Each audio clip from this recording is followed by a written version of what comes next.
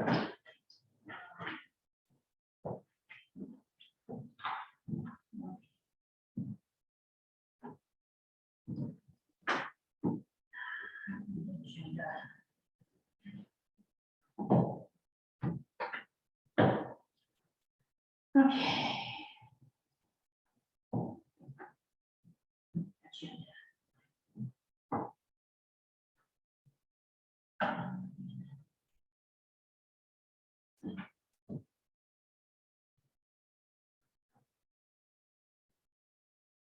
Okay.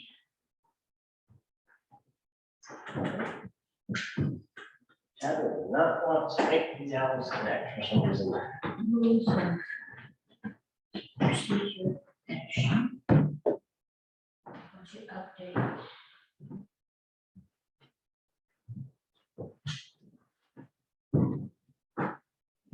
Budget update.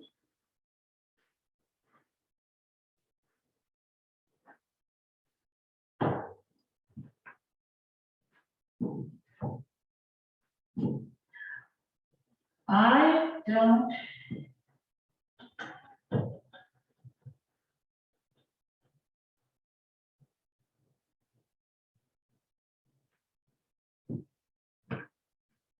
Looks like we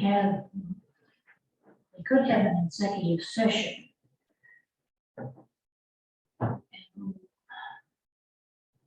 What I was told is that if they go out to executive session and then come back, report it when they. That's what I believe Samantha say. But Some we do, some we haven't had to. Like Hartford, we do. Hanover, we do sometimes. And then usually we don't. But if she says so, then.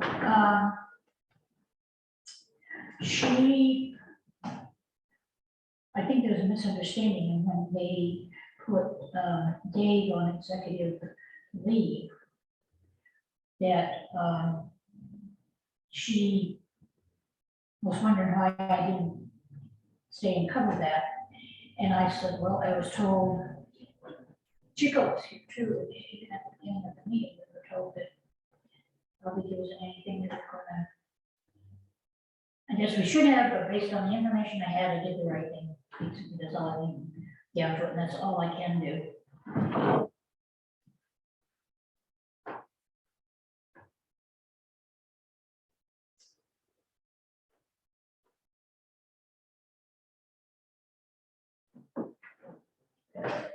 You have the schedule That's the agenda. full for Oh, that, yeah.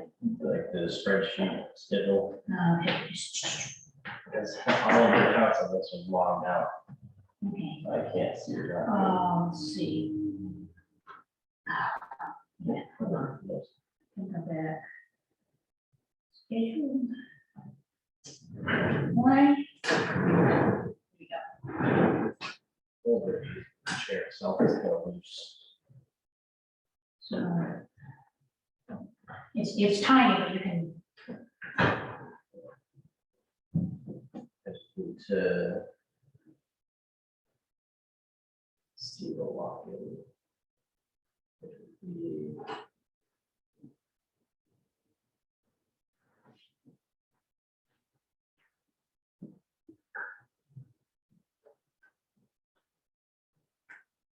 Perfect.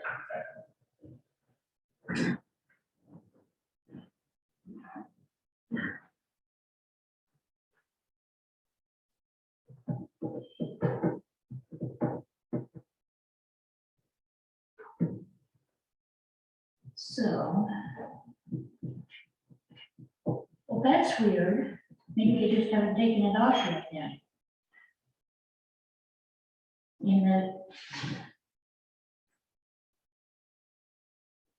In the May, There's a Heartland School Board here on the 2nd. they have Hartland School, yeah.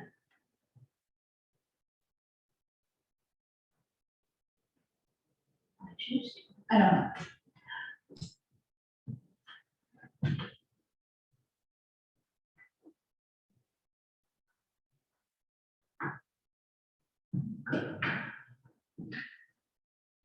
If I put should this be here.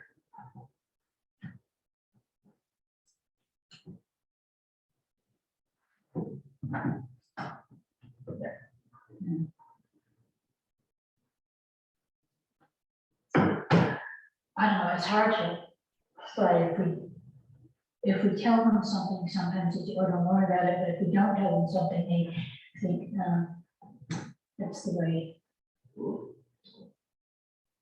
Yeah, it is what it is.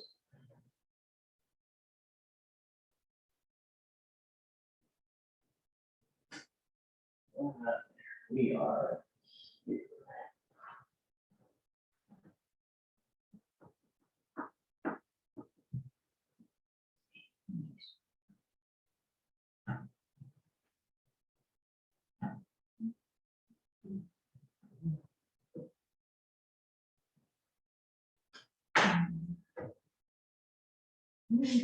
Fairly standard. They do have an executive session though. I have no idea what to do about that. I don't know if Chico's stopping over either. I don't know if Chico is stopping over. I don't know. Because we could ask him, like, hey, they have this at the end, do we have to stay? I don't think he was planning to come by.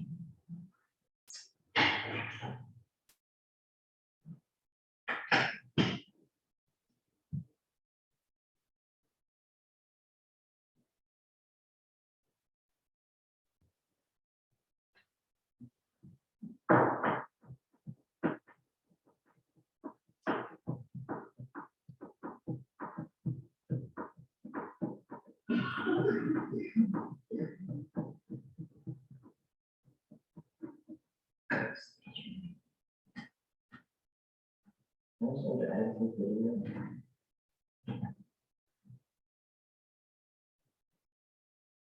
Okay, here's the scheduling template.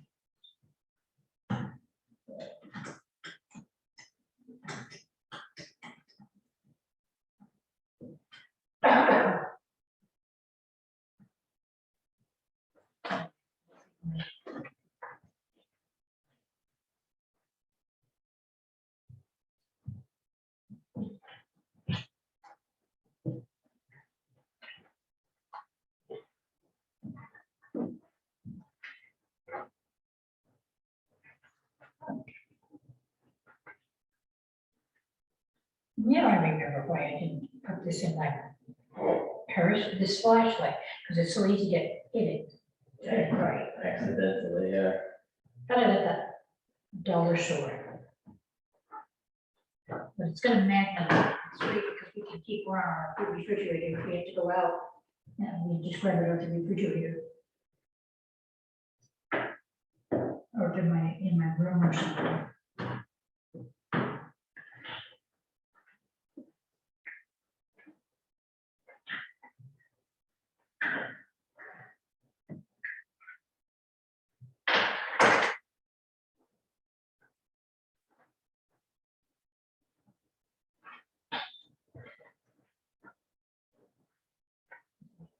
I cleaned this out and then I have my stuff back in here.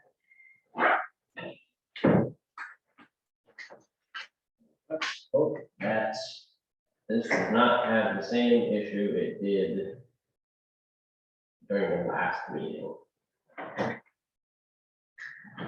that seems to be good so far.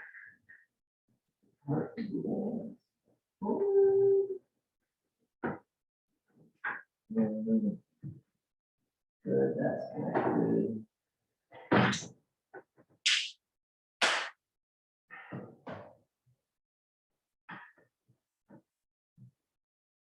All right.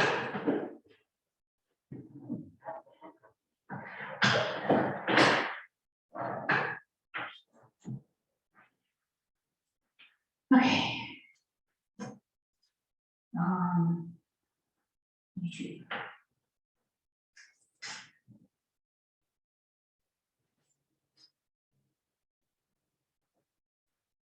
Oh.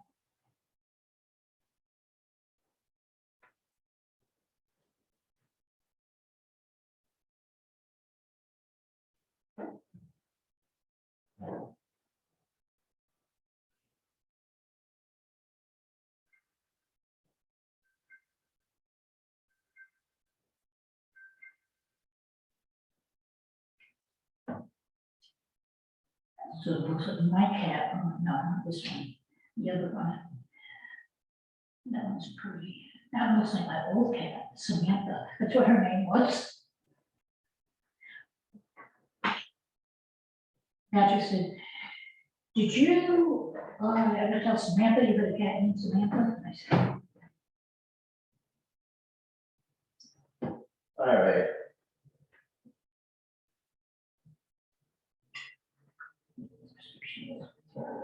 Down.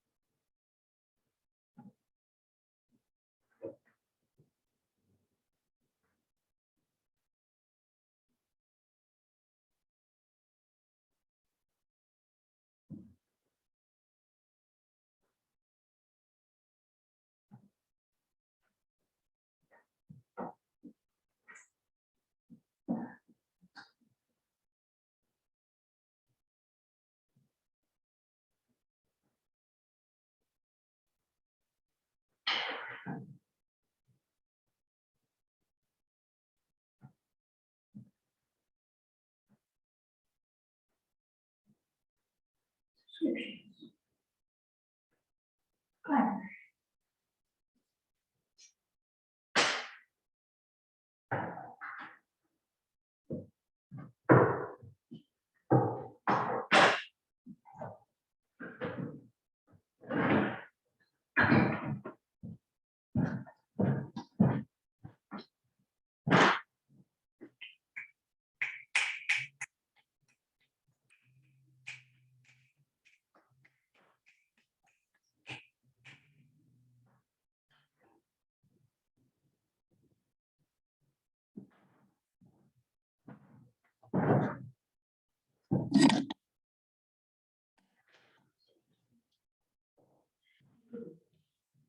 CATV, GM, labor projection.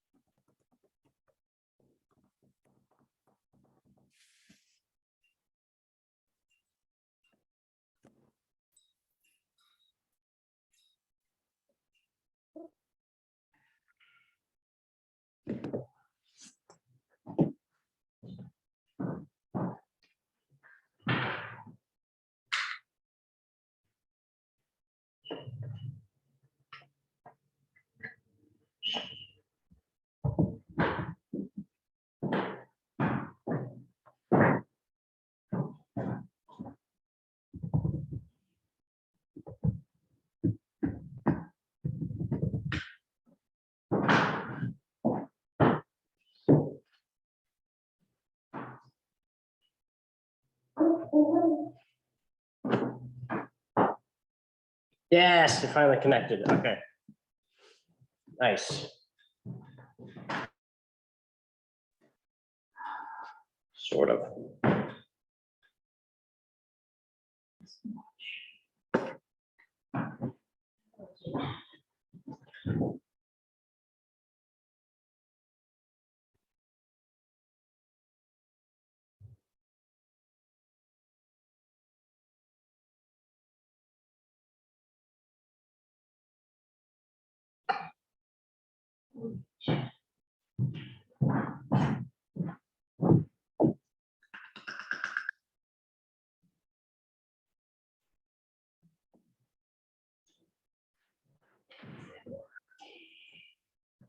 Yes, okay.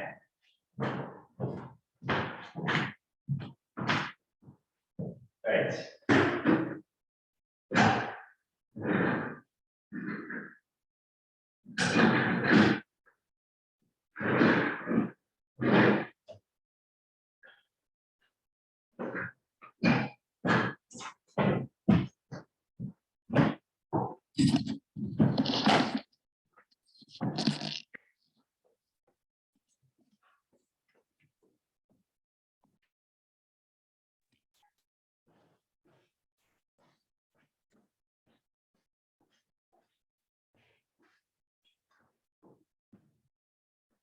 Good evening. Hello. How are you folks tonight? Good, just had some rain.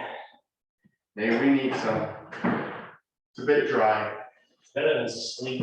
Yes, better than 2 feet of Better snow. than snow. Yes, absolutely.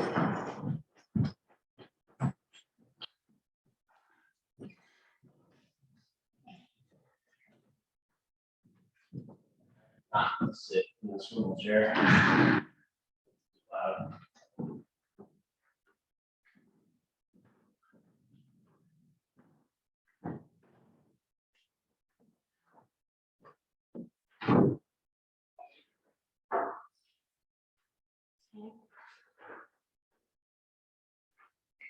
Thank you for coming tonight. You're welcome. Our pleasure.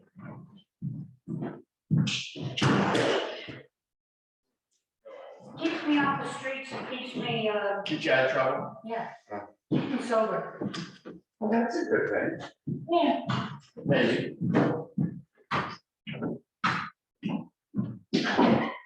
It's a very good thing.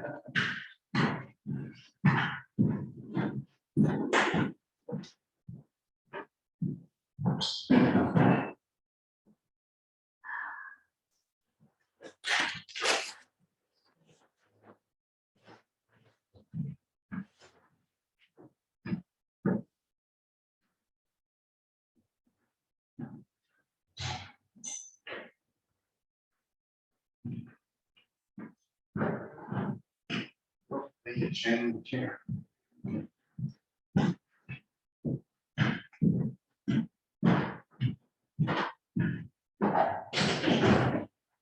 Okay.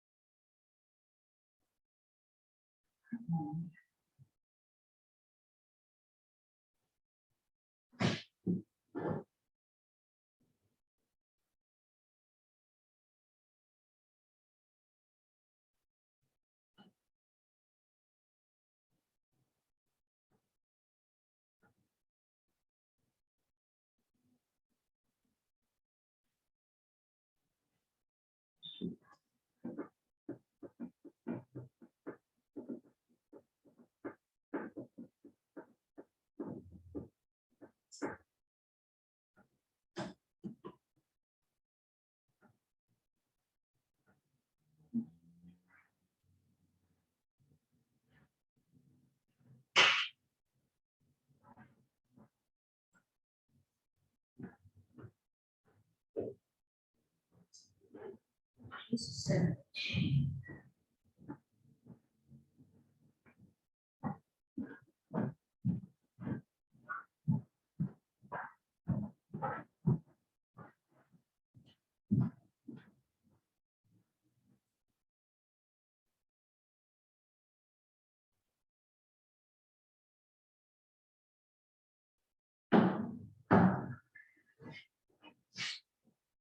Oops.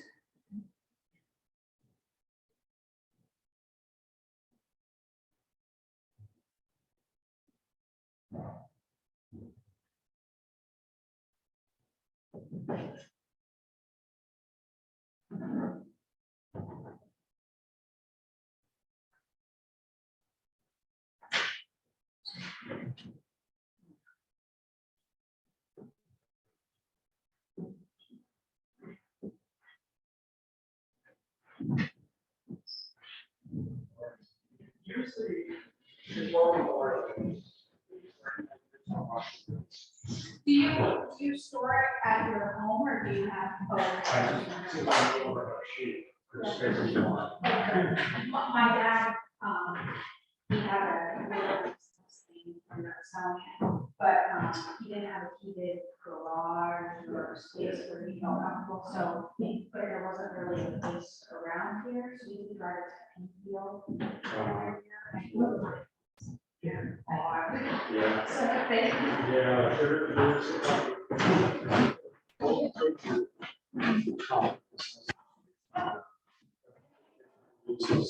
Phil, long time no see. Yeah.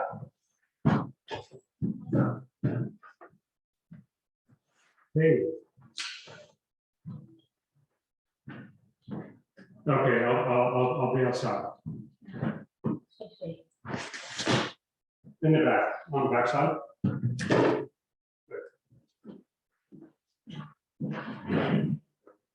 Exchange. Cars. Eric's computer just arrived at my house. Ah, Change the email address on the agenda. what's changed? What happened?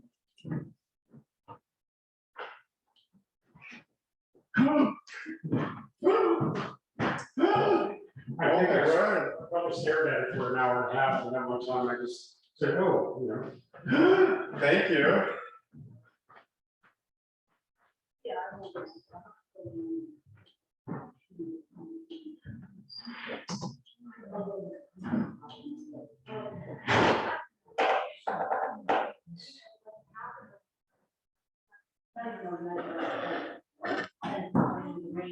Can I get another quick instructions on this? If I see a hand up, if you'd be so kind.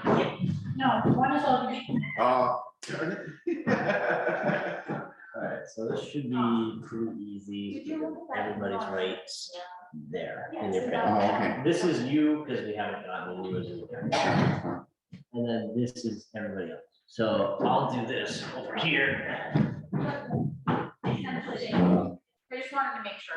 where I can, yeah, Ah, your hand's up. yeah, and then you can have me I talk. hit the hand. Oh, a lot of the time. Yeah. And then host, like you speak, they can speak if they want. I wouldn't see why they'd have their hand up or then not. Right, and then ask to, Yeah, and then, yeah, I click stay muted and then I'll just lower my hand. excellent, thank you very much. Extension cord. Yeah, we do. So then I just hit this, or do I just leave it up? We Oh, there we go, okay. because that's not what YouTube and TV will see. They won't see them. All right, Yeah, perfect. they'll see just the video. And then she has to be a panelist. Right. Thank you. You remember. He always does. Thank you, sir. Should we? Oh, How did I get into you? this is the one that you should do. I think so. Sorry, I could have grabbed You it. can do Come it. here. You're on Florida time right now. You're not even here. I You'll be lucky if you get your. was gonna say, you're gonna make it so.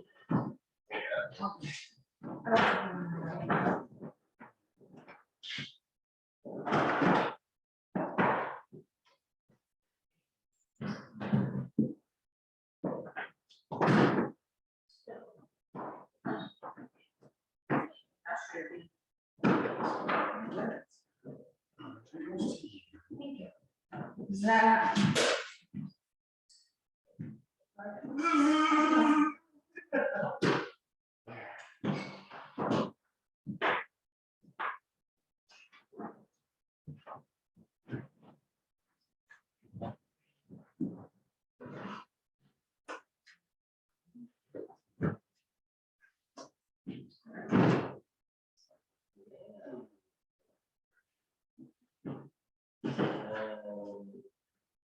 Can't believe that. You didn't change your email address.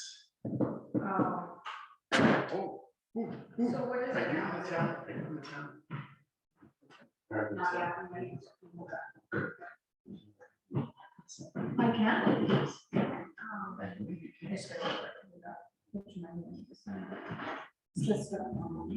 Message going out to home. Send her some hate mail.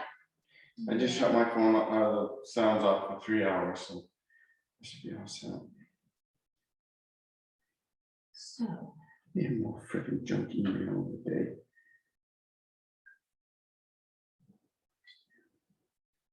okay, so I'm looking at the mine, got scammed. Oh, no. Well, he didn't get scammed, he was talking to this lady, and it seemed completely like legit. But then. And this picture is like this.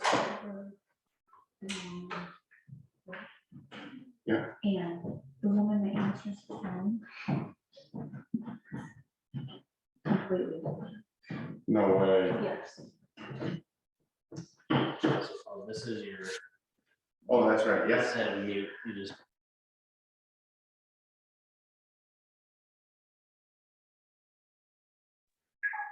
And that's not good. And then we just tell people, don't press the middle. That's ain't right, just Occupied. leave it.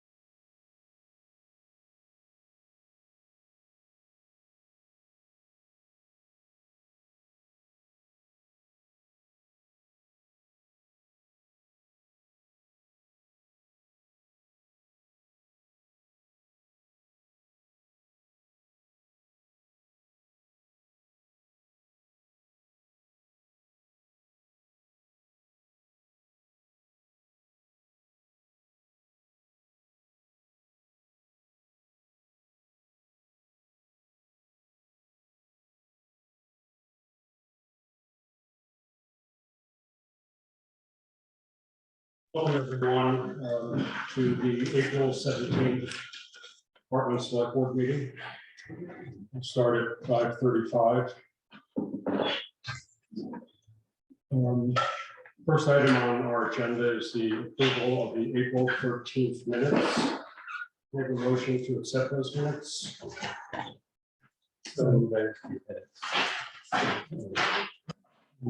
Second. Yeah. Any discussion? Your number 7. Safety back. I think you should read Constable James style explain that EUC. Not the EUC.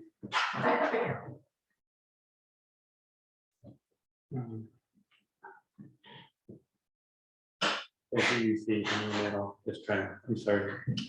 So the word the should be replaced with the word that. Exactly.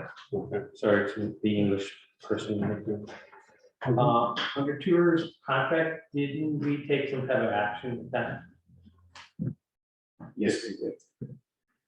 This doesn't note that we did. It needs to be updated and resubmitted is what we have.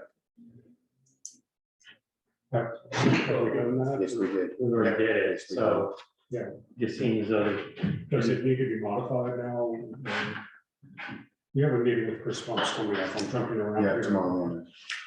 But that has nothing to do with this. Right. That's right. You're all I'm right. saying is we ratified that. Yes, we but did. It's That's just not stated that we ratified it, there's consensus on it or anything. It sounds like it needs to be updated. Oh, okay, so Just say, it was. consensus of the board was to.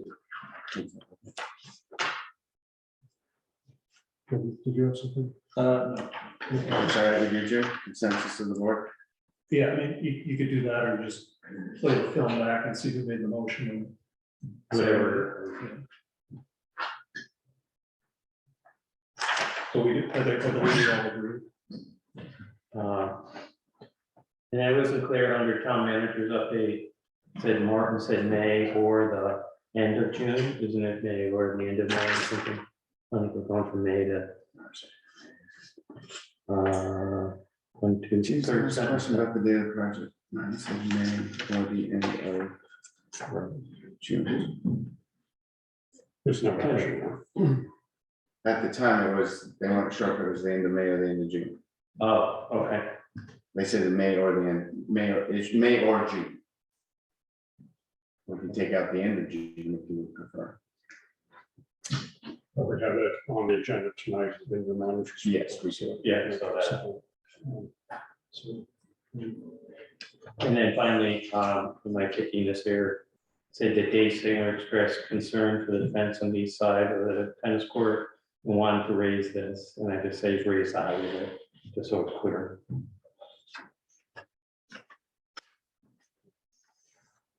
And on Roman numeral 6, Jim is suggesting that we put the Green Mountain Forest Association events on the website. I'm not sure what we were thinking there. Well, when they have trail runners. Yeah, Okay, the roads were- Yes. I think it is on the website. Yes, it is. Yeah, so Yes. okay.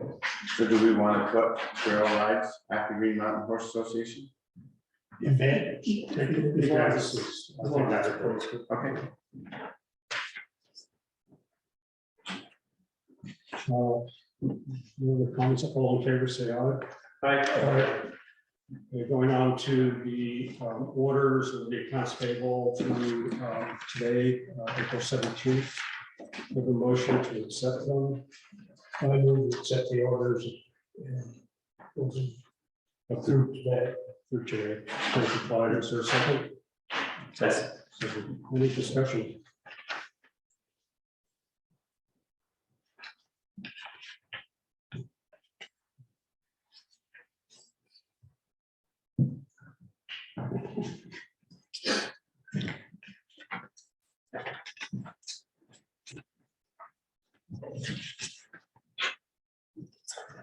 More than CAI technologies for tax mapping, that's different than CCI. That's correct, yes.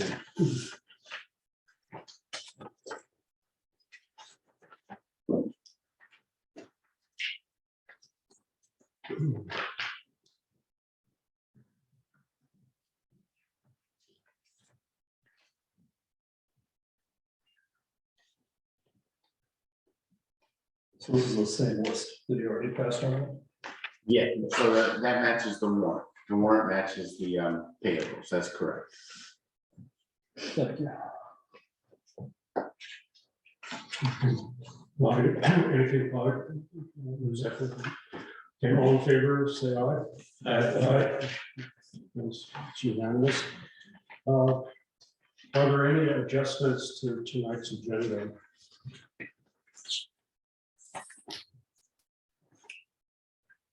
Hearing none, I'll move on to public comments. Ariel.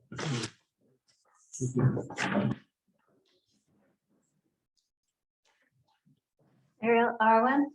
I noticed on the agenda, I think it's called local emergency management plan. Is the L for local? Yeah. So anyway, I just recently watched a PBS short piece that I will forward to the select board members about Panton, Vermont, Green Mountain Power. It's been advertised for a long time. That they have the whole town as a microgrid, which is very resilient, requires lots of big battery backup, which they have, but it's just an interesting model. And back in, I think it was 2019, maybe 2018,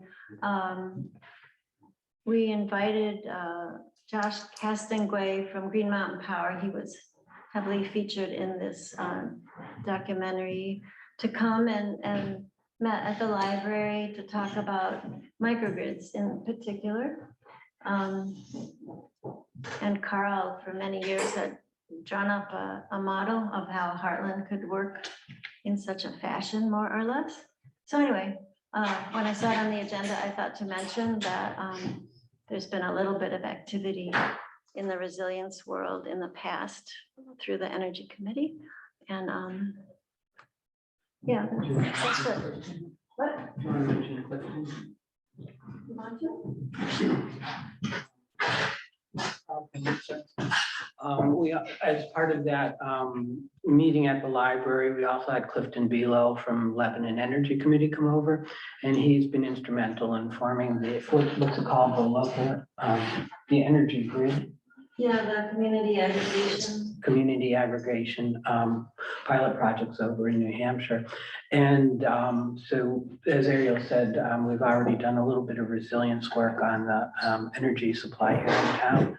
And we were thinking of a microgrid in the center of the area of the center of town, specifically using some of the solar arrays and also Jay's Dam.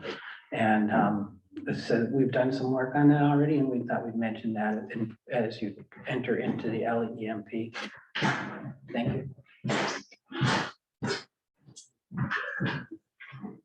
Are there any questions?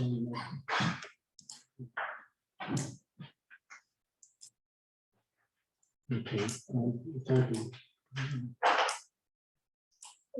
Are there any other public comments? Susan? A little bit less, my name is Stacy Bradley, just for the record.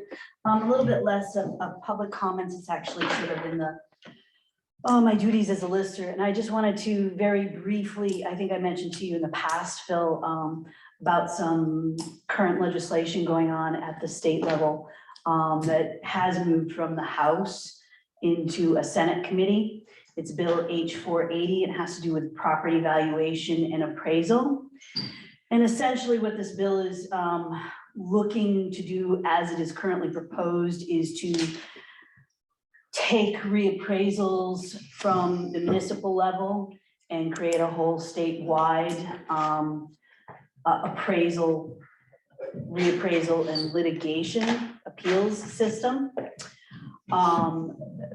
For the record, PVR is not property valuation and review in the tax department, and the tax department are not in support of this bill as it is written currently. Neither is VLCT and neither is VALA, the Vermont Assessors and Listers Association. The biggest reason being because this bill is created to set up a study, but implement at the same time this system of property assessment. And we all feel that the study should come well before any implementation begins. I actually am going up to testify before the Senate committee on Wednesday. It's kind of taken a lot of side effort on many of our listers and assessors, but just to kind of keep you guys in the loop, because one of the main concerns is that essentially it pulls ownership of the grand list away from the municipalities. It gives the state the authority to create the education and municipal grand lists and makes those values binding on the town. And that just kind of really raises some concerns for many of us in the industry, especially since PBR is supposed to be the one to use a three-pronged test to see if your reappraisal is legitimate. So there's also sort of this conflict of interest where basically you're now going to have the same entity that is supposed to test and make sure that these reappraisals and the values are okay, also being the ones overseeing and possibly conducting the reappraisals. So again, that seems to be a conflict. It's basically driven by the high number of triggered reappraisals amongst the towns across the state, as we're all sort of aware of, which is really not anything that the towns have done wrong or listers or assessors have done wrong. It's basically just the market, you know, unprecedented sales prices and how much they've increased in the last few years, and a lack of appraisal contractors out there. There's a waiting list out there right now to 2027 is the soonest anybody looking to get in a reappraisal is, that's the soonest you're going to be able to look at even being able to begin to start. And as you guys know, we were triggered and we're in that waiting line right now with about 160 other towns. Will this impact the methodology associated with the school tax appropriations and the way schools are funded? They're not looking to change any of the school funding. Just the appraisal side. Just the appraisal side. And again, none of us are really sure exactly what is sort of driving this. Initially, the House Committee, Ways and Means Committee was approached with being asked to put a moratorium on the trigger, the CLA trigger that causes the PBR to order a reappraisal. If you hit a CLA of under 85% or over 115%, nobody's over 115%, but many towns are hitting underneath 85% and well below some. So PBR was simply looking at VLCT to have them kind of put a halt on that, as well as put a halt on the mechanism that says if towns do not comply with the reappraisal orders, that PBR can withhold certain state funding that goes to the towns. But PBR is not inclined to do any of that right now. They have not done any of that. They've said they're not going to, simply because towns are doing their best effort at this point in time, but they're well aware that it's just a long, long line to stand in right now. So that's kind of the gist of it right now. Did you reach out to our state senators? I have spoken with John Bartholomew. I actually will see Becca White and Allison Clark are both on the Senate Government Operations Committee that I'm going to be going before on Wednesday. So I will be speaking with them directly. So just wanted to kind of keep you guys in the loop on that. Okay. Stacy, what was the house number, the house bill number? H 480.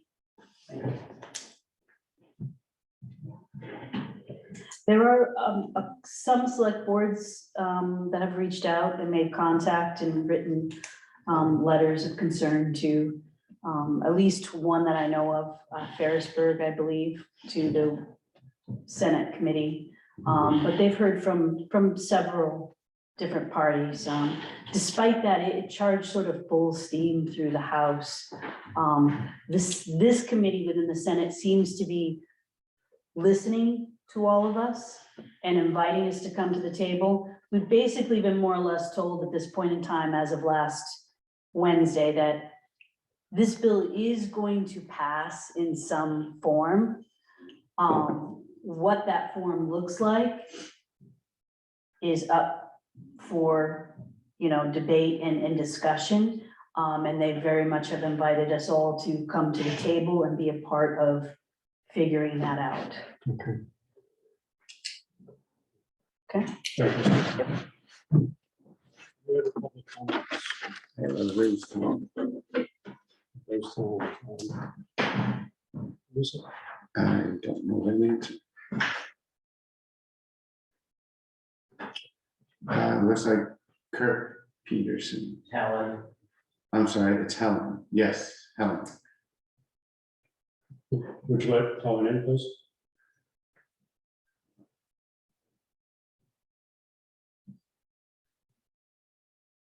Helen, are you there?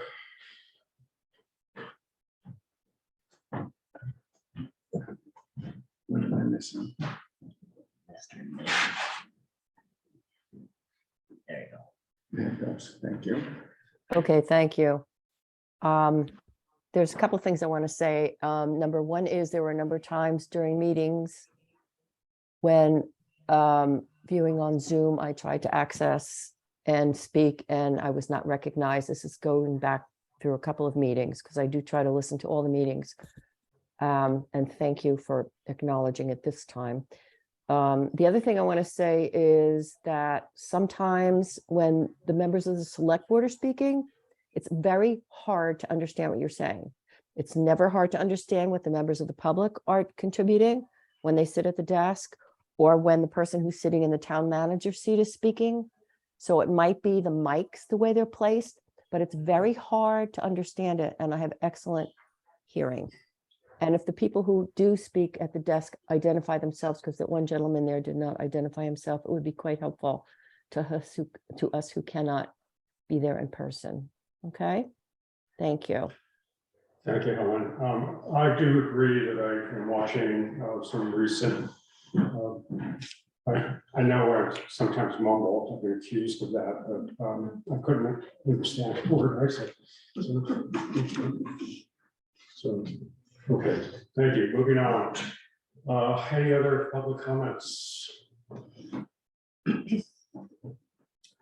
Old business, first item are the rules and procedures. A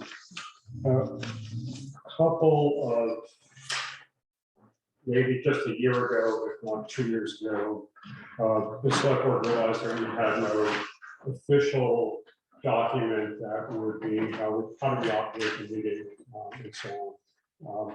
So we went to the Vermont League of Citizens Town and grabbed an outline of the rules and procedures. We adopted that last year, and every year we've agreed to re-adopt it. So that's what the item is. And I ask for a motion to motion to accept it. So move, second. Second. Okay. Any discussion? Yes, we have open discussion to change the process to determine next meeting's agenda.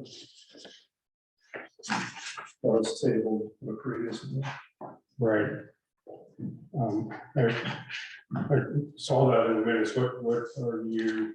So you would have gotten this email that describes what the VLCT language is, what our current language is, and what the proposed language is. No, just one.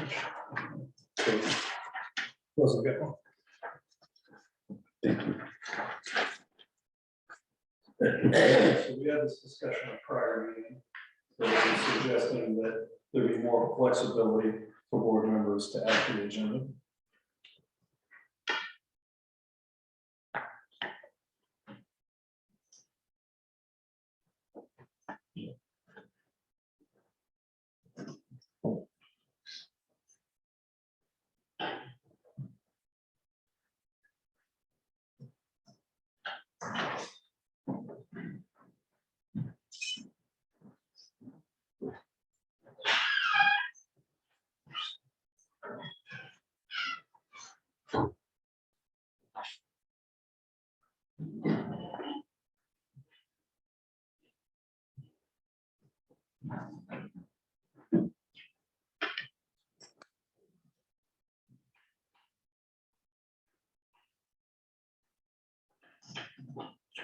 Jim, how does that last sentence work?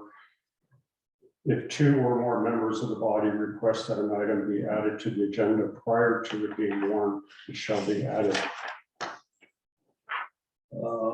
Is that flying in the face of the open meeting law?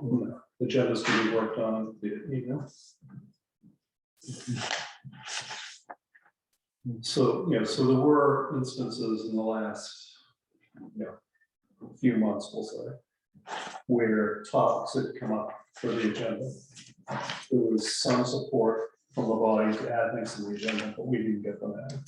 So this would be a more formal process to say if two people strongly feel that something needs to be added to the agenda, prior to it being warned, let us know.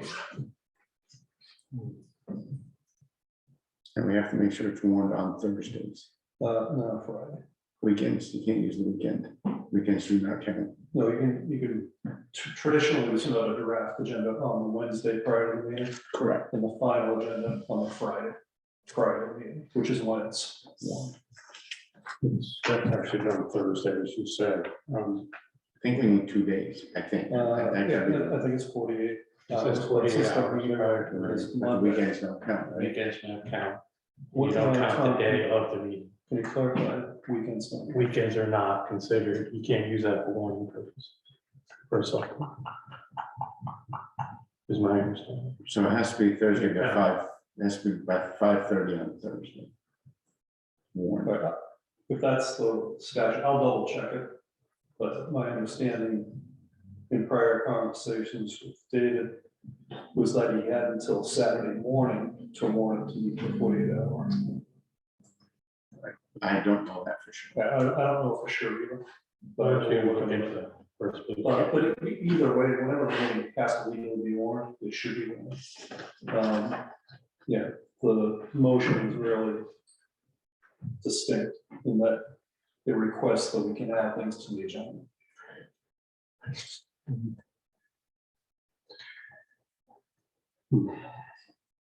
What's your reservation? The items that we're referring to that were not placed on the agenda were discussed by the town manager and myself, and we decided to defer to another meeting.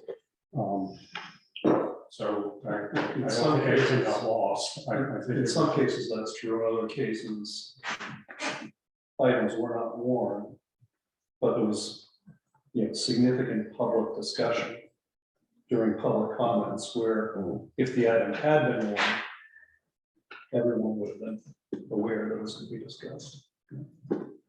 So I'm still not understanding the reservation.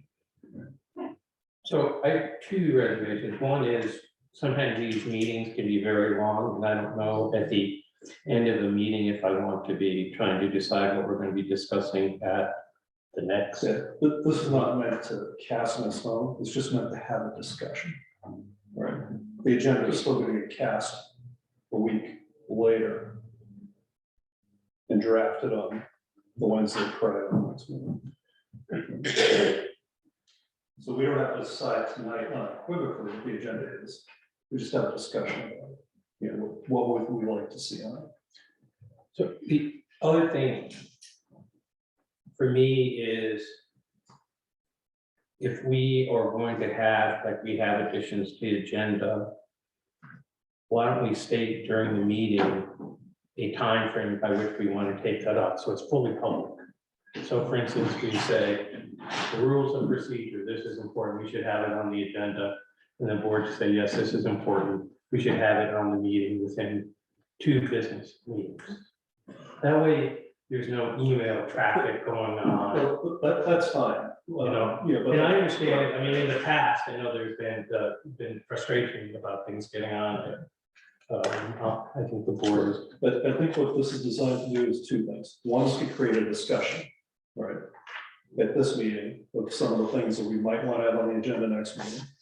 The second purpose is for the occasional situation where something comes up after we leave the room tonight and before we go on the agenda, which is occasional, is not, It's not. Don't you think the town manager would know that something was coming up? These things have come up, and we haven't warned an agenda item. We've deferred it to public comments. And I don't think that's a healthy way to have a discussion. You know, it needs to be warned. People need to understand what's going to be discussed. And I show up. So I'm still, you know, this is meant to be more open, more collaborative, have more input. I'm still struggling with those options.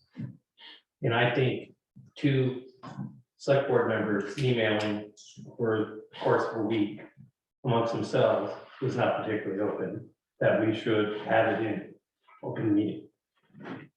And just basically, the policy is we will decide at a time certain, we're gonna take this up. You're not gonna allow someone to defer. Or I think one of the few roles that the chair has is to set the agenda, so we elect the chair. And the chair works with the thing. I think the chair should be responsive to us. I see no reason right now, or I don't see our chair not being responsive to us. I'm more than willing to do that if I thought things weren't working. I think right now, at least a few meetings I've been to, we've been pretty open and people have been responsive.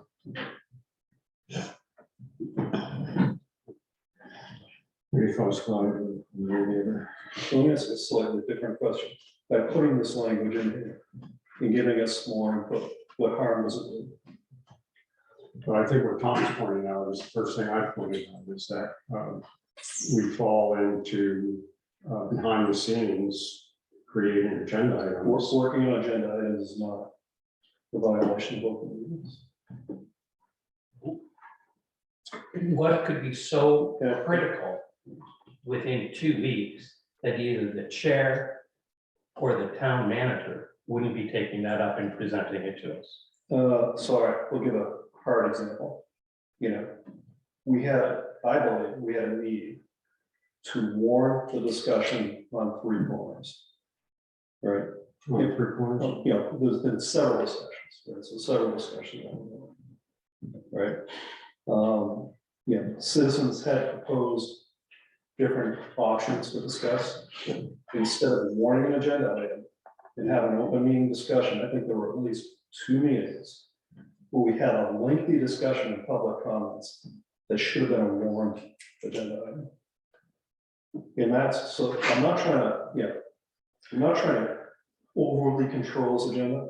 I'm trying to make sure that we're doing it. I would just go back and ask you to repeat the first part of what you just said. You know, we had on the agenda multiple times 3 corners intersection, and when we were going So we to, had a couple of meetings where we had substantial public input and it was warned.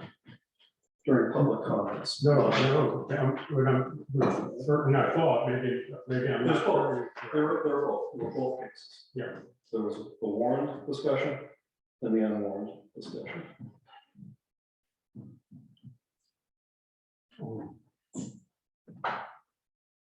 Yeah. Do we have a second for the motion? Well, the motion right now is just to accept the rules of procedure. And I'm suggesting that we amend this section, which we suggested previously. We're missing one of the people that supported this amendment.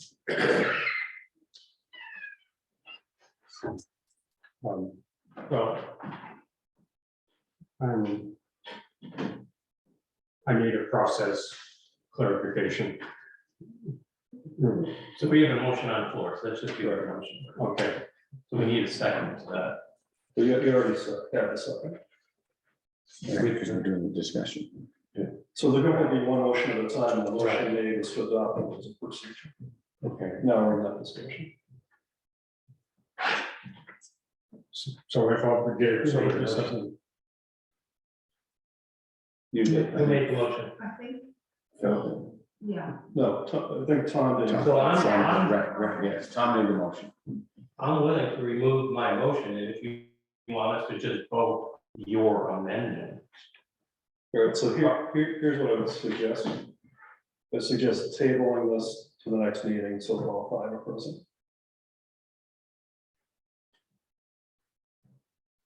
We can still operate on the rules as they existed as we pass them last year. Which is what we did in the March 20th meeting.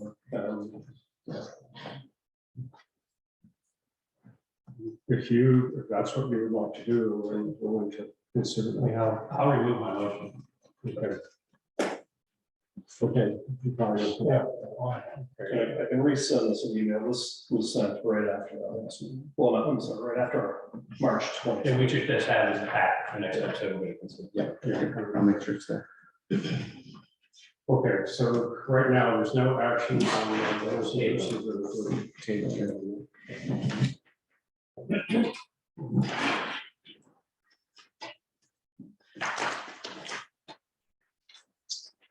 Okay, the next item is the fiscal year 23 budget update. Martin, let's step us through that, please. Yes. The revenues, if we go to the, where we're supposed to be at 75% of the budget year to date. Revenues, if we take out the ARPA funds, the taxes that were paid ahead, or not ahead, as they were booked, we're actually 80% for the year. As you can see, the rec is caught up, as I expected it would catch up by this month. Through the end of February, no, end of March, I'm sorry, I grabbed the wrong sheet. We are through the end of March, 75% through the budget. The highway budget, the state paid the last quarter in this month. They overpaid $7,100, so the highway budget has an extra $7,100. They started this last year, a little extra grant money is what they paid all the towns. So we get to keep. We get to keep it. Ooh, yes, we do. Any questions on the revenues? On the expenses. If you go down through, you will see that most of the departments are within their budgets. The finance department is over budget. We have a NIMRIC for $5,000 that we haven't had before. The finance department uses most of the modules that NIMRIC has. So we are now going to take that cost and we'll have it in our department from here forward. What page are you on? I'm on page 3 of 10.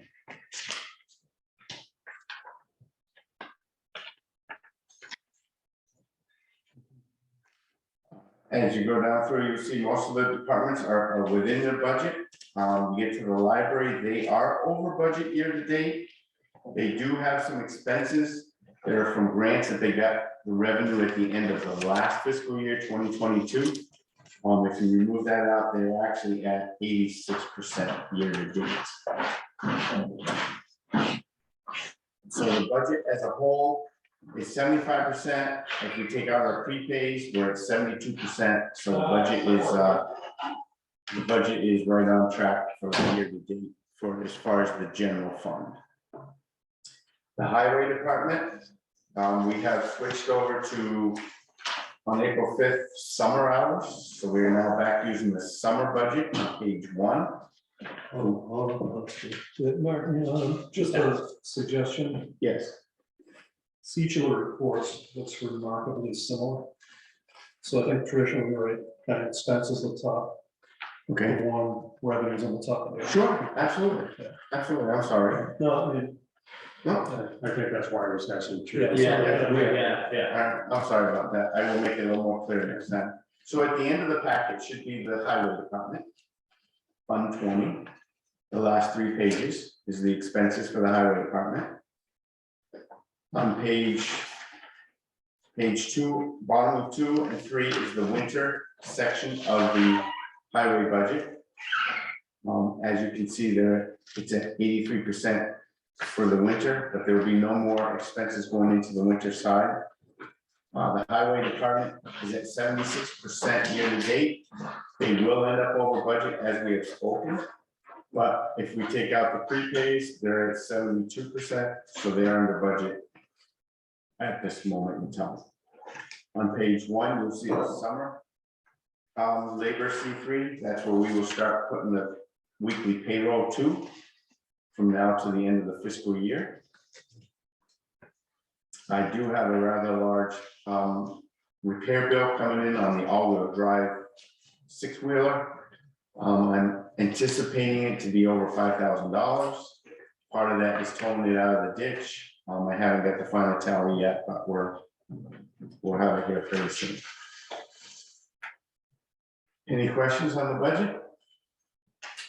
And we'll label it better next time. So you think the software system will do that for you? You would think. It does blend into one.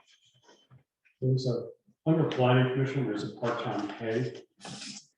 I don't think it's ever been used. I was looking at that. I don't think it's ever been used, and if it has, it's long before my time.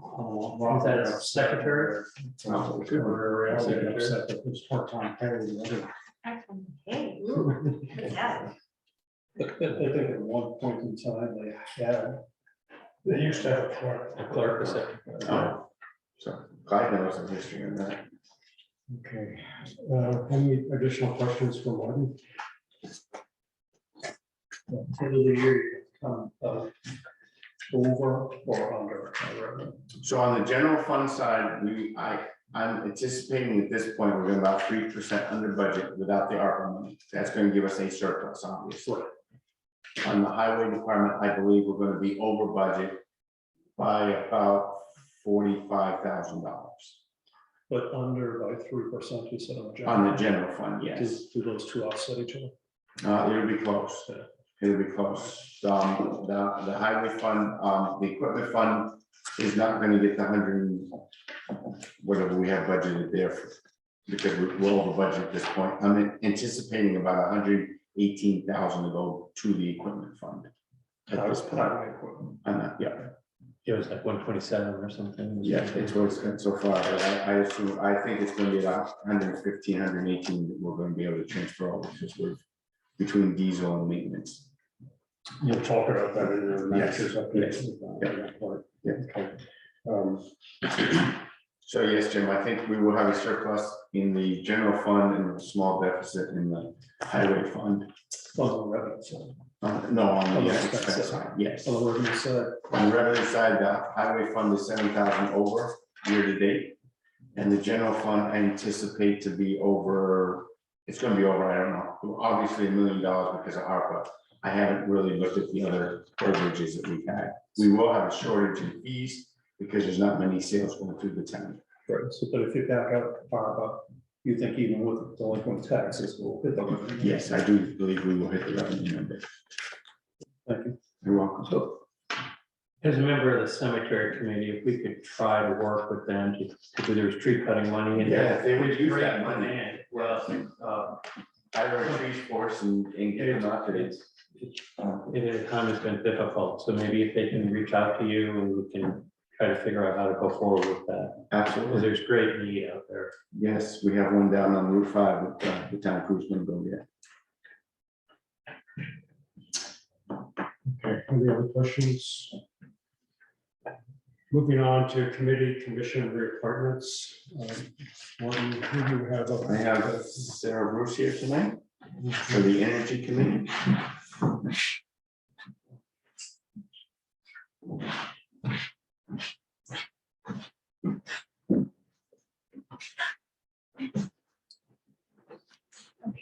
Sarah Bruce, Energy Committee Chair. And the Energy Committee has two reappointments this year. It's Carl Chemnitzer and Ariel Arwen. And Carl is, I believe I'm correct in saying, he can correct me if I'm wrong, the longest serving Energy Committee member. I believe he's been on it since the committee's inception. Thus, he's also our historian. And he often puts current discussions and issues in the context of past goals and actions of the Energy Committee, and that I find to be particularly valuable. Carl, I think everybody knows, hopefully, is very, very deeply immersed in everything transportation, all aspects of transportation, and is therefore extremely knowledgeable in that area. And transportation is one of the two major challenges that Vermont faces in terms of climate mitigation. The two biggest producers of greenhouse gases are transportation and thermal building heating. And actually in Hartland, transportation is even higher than the state average. I think the state average is closer to 40%, Hartland is 50%, presumably because of the very rural area. And the second person up for reappointment tonight is Ariel Arwen, and she has been a member since 2017. I believe that is correct, approximately. And Ariel gets involved in nearly all committee activities, from writing the Enhanced Energy Plan, which was in 2019 when I was first on the committee, and what she did before that, I can't really tell you because I wasn't part of it, right up to the current weatherization campaign, where she hosted our launch meeting and also helped me with the infrared photography. But she's involved in many, many things. And most recently and most notably, she was the Hartland lead for the solarized, the 4-town solarized 2022 campaign. And she is now starting to plan monthly energy information tables at the library or somewhere where 2 or 3 of us will be there with information on a particular topic each month, or maybe 2 topics each month, but this would be from May or June through the fall. So I would say both members are very valuable, and I absolutely strongly recommend their reappointment. Any questions of Sarah? or the candidates? And both, of course, are here. I think you know that, so. We ask for a motion for the reappointment of Carl and Ariel to the length of the position. 3 years. 3 years. 3 years. Yes. 3-year terms. Yes. I'll make a motion that we reappoint these two for the 3-year term in the Energy Committee. Second, thank you. All in favor, say aye. Aye. Thank you. Sarah, well, you still have the table. Why don't you promote birthday? What's going on? Birthday? Oh, Oh, you're well, here? yes, I'm Everyone sorry. I here? didn't know this was necessarily the forum, but I hope to see everybody here. And everybody you can tell about it is this Saturday, God willing, no rain until PM in the day, late, at the Red Barn by the library, the 2023 Energy Committee Birthday EV Rally. And it's really just getting together with other people in town that own electric vehicles of any type, car, truck, full-size F-150 pickup, and e-bikes, and also riding e-mower, and I think probably a push behind, possibly an e-snow blower. I love that idea. I want to see that. And we do have we have information for people to take, not too much printed. I got all the QR codes. I finally figured out what a QR code was. So I've got them, people that have some cell phones, like some of us don't, can use those. So there's information, and we do have 2 dealers coming. I think it's only 2. I didn't hear from the third one. And I think what's really important about that is that they are, they're going to tell us what's coming next year. So the Chevy dealer, for instance, right now, they produce bolts. That's it. But they're going to have 4 or 5 additional ones, including a full electric Silverado full-size pickup next year. So I think that hopefully will be very valuable. And for the last 10 days, the forecast has been for showers. But today it moved to PM showers. So I'm hopeful. What time? 10 o'clock, 2 o'clock. And there is lunch. We're prepared for a light lunch for 100 people. If people don't get too picky, we'll be okay. You count me as 3. Pardon? What time is You'll have to lunch? count me as 3 people. Well, I don't know. Anyway, and it's great because Mike's is donating sandwiches and individuals, and the Three Corners Market. 3 Corners Market. The Three Corners Market? You just said. Never mind, never mind. No, but both of them are donating some of the sandwiches and individuals, and so I think it'll be a fun day, and that's what we're hoping for. And actually, Carl or Ariel, anything to add particularly about the bikes or? I will say that it's true. I'm feeling it's sort of like a historical relic on the energy committee. Oh, listen, I'm more historic than you are, not on the energy committee, but overall. You have to so. stay till you're a fossil. What do you mean by Thank you. that? Thank you all for all the hard work you do. Really appreciate it. You're a wonderful asset to the community. So I would like to add to what Tom was saying, the select board at the town meeting wanted to really recognize that we as a community only exist as a community when all of us are doing work, and the passion on the energy committee is very real, and I appreciate that. And thank you for Sarah for your work, and Carl for your work. Thank you very much. Okay, going on to. I got Rob Andrew right here. Oh. A synopsis. Rob, if you'd be so kind. Sure. Thank you for coming. And Rob, I was very careful when we passed the Salamander crossing at 5. It was still a little bit early. As soon as it gets dark, they're gonna be running all over the place. So Rob Andrade, I'm the chair of the Conservation Commission. We have 3 members whose terms are expiring this year. Guy Crosby, Tina Barney, and Jennifer Waite. And all 3 have agreed to continue for another term. Our terms are 4 years. And so, yeah, I'm delighted. They're all 3 indispensable parts of our commission. Okay. I was a little confused. I thought we were. We need a motion for that, right? You Yes. said you were gonna wait till next month, but. you got Well, one more. we have 2, we have 1 opening. Yes. It's not a That's next reappointment, month. Yes. it's a new appointment. Great. We're not ready to make exciting. that appointment. Do we want to do the existing? We do that, we're doing all in one shot. Why don't we just do the reappointment since we're on the roll? Right. So, yeah, sorry. Can you restate? Restate the names, please? I know you Yes, said Guy so and it's Guy Crosby, Jennifer Waite, and Tina Barney. I make that motion to reappoint those. Yes, sir. All in favor, say aye. Aye. Thank you, Rob. Thank you very much. Gratitude and all.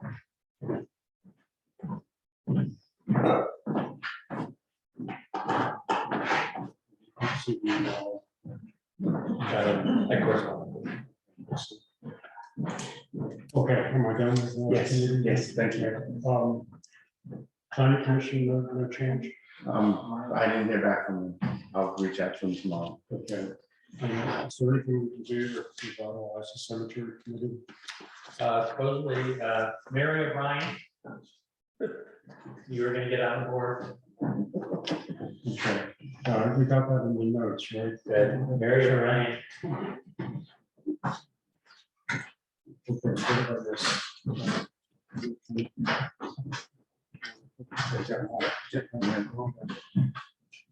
No, in all seriousness, the cemetery committee is in desperate need of volunteers. So if you could contact Martin, if you're interested, that would be a great help to the committee. How many cemeteries are Oh, in my the goodness. town? How many? 6? No. I think there are 13 that the town controls and then 2 private. Sounds right. Yeah, and I'll certainly give a plug for the committee and their volunteer day. I learned more about the town in just a few hours talking about the history of. More curious, looking at the viewing the, versus working. Yeah. I believe the clerk's office has a map of Hartland and also has all the cemeteries listed on it if everyone wants to visit them. Yes. But there are people that would like to be heard right now, we're at a stalemate being able to do that. Why So is we need to that? have some regulations and the like, and also decide which areas would be appropriate for internment. In these 13. Yes, Yeah. some of them are family plots and they can't put a family member in. Oh. So we really need volunteers, put some energy to help us move all this forward.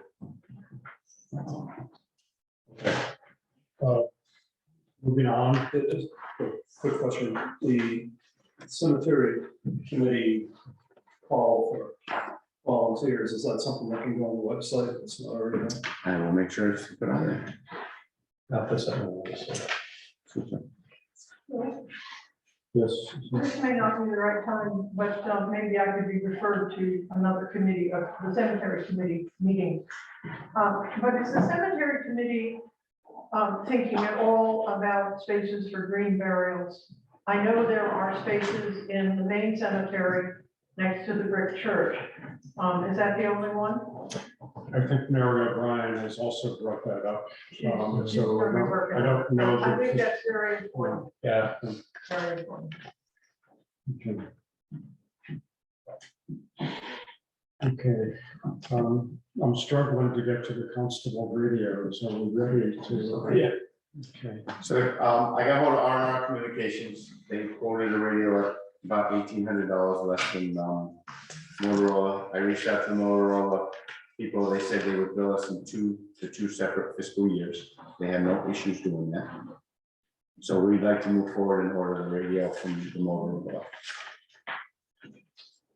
Constable, is there any additional comments you'd like to make on you talked about what the radio was and why we needed it at the last meeting? Is there any additional thoughts? No, other than, I got an email from Vermont State Police Lieutenant today. They had put their transition on hold for approximately 4 weeks. So that gives us a little bit more time. Yeah. And they said it would take at least 2 months to get this one. Okay. Let's just out of curiosity, what's the transition date now? The transition date was the 26th of this month. They're bumping out 4 weeks, so they're running into some problems on their end. So it's just so you could do some nefarious little thing on the side and the state police would know about it. and the constable would know about it? I had some Don't say that. conversation with Martha Morse from dispatch, and she concurs with what the constable says, that there are some technical delays, and hopefully they'll be able to meet the new deadline. But there will be delays. That's a different question, James. If you got this today, it's operational, you could use it today, you don't have to wait till the end of the month, right? Yes, I'd be able to use it today. The digital frequency would not be active there. All right, so you use it in analog mode until Correct. digital. Then I make a motion that we accept the bid for Motorola radio and authorize the town manager to make the purchase. Is there a second? Second. I just wanted, would you mind adding the amount? Just for the record, the amount. For an amount of $14,501.96. Can you say the amount again? That's $14,501.96. Thank you. Is there a second? Yes. Okay. All in favor, say aye. Accept. And you'll do. They said they'll do Yeah, so on the May 3rd payables, you'll see the first installment. And then you'll see the next installment in July, the first meeting in July. Okay. Great segue into policing in Hartland. Local emergency claims first.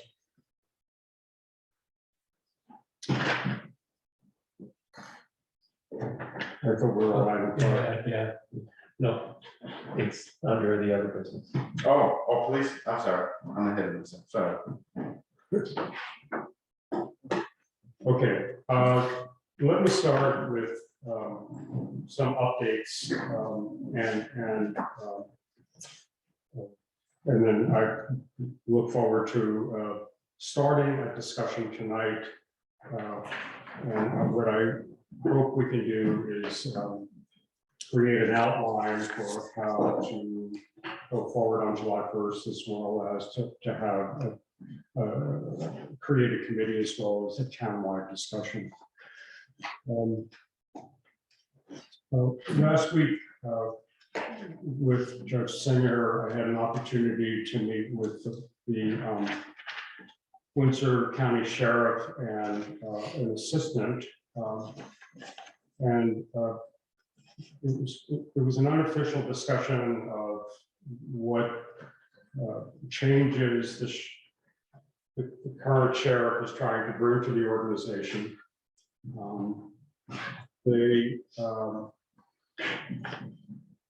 They talked a lot about trying to change the culture, upgrade the equipment, and address issues that have come up in the past. So I thought all in all, it was a very positive discussion. Again, there was no talk about contracts or anything like that. Judge, would you add anything? No, I would say that it was rather participatory. The other person there, by the way, was the guy that handles most of the internal work, Lieutenant Batista. But I think again, and I want to repeat, correct me if I'm wrong, Bill, that the culture of the department needs to change, not only in this county, but at the statewide level. We need to be more responsive police departments. And part of that is to create a committee after our committee, composed of a select person from each of the various towns, so that can be updated. I like the idea of having a mental health worker there. We know what's going on in the country, so a mental health worker is an important piece of that. And to get input from the towns. And one of you will probably be on that statewide committee, not the countywide committee. Yeah, I think. No matter what the department is, by the way. Yeah, I think you're highlighting that there was a two-way discussion, that they were listening. The idea of the advisory committee came from us, and they were ready to embrace that. Today, Martin and I met with Lieutenant O'Donnell from the Vermont State Police. He is our representative liaison for a number of both coverage as well as things about Hartland. I don't think there's anything new there. We know that the state police have been unable to meet the contract hours that we have with them today.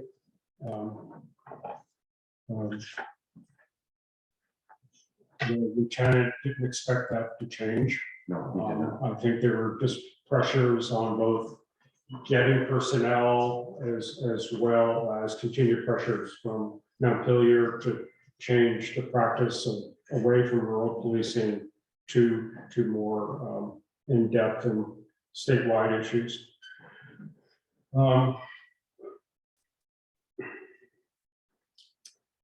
We had a very open discussion on other policing options. And we can talk about that in general. I think one of the things that the lieutenant had said today just reinforced what we really need to do, which we've been talking about. We need to do two things. One, I think we have to commit to a July 1st contract. And I think there are some creative ways we can do that without boxing in for a whole year. And second, we need to decide what's important to Hartland from a safety, policing, and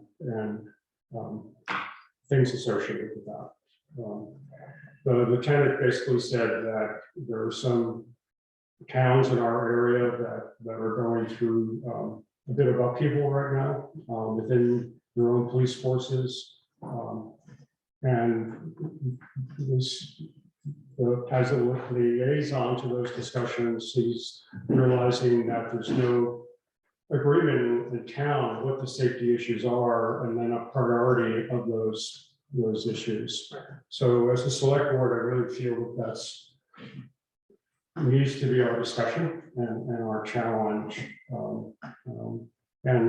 We talked a little bit, and I've made some suggestions that I feel we should create a committee, and we can banter about what that looks like.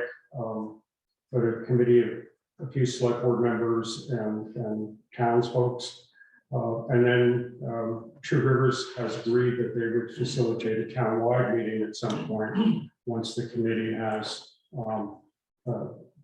kind of shepherd through a couple of the items to create a potential list of what we mean by safety and security in policing.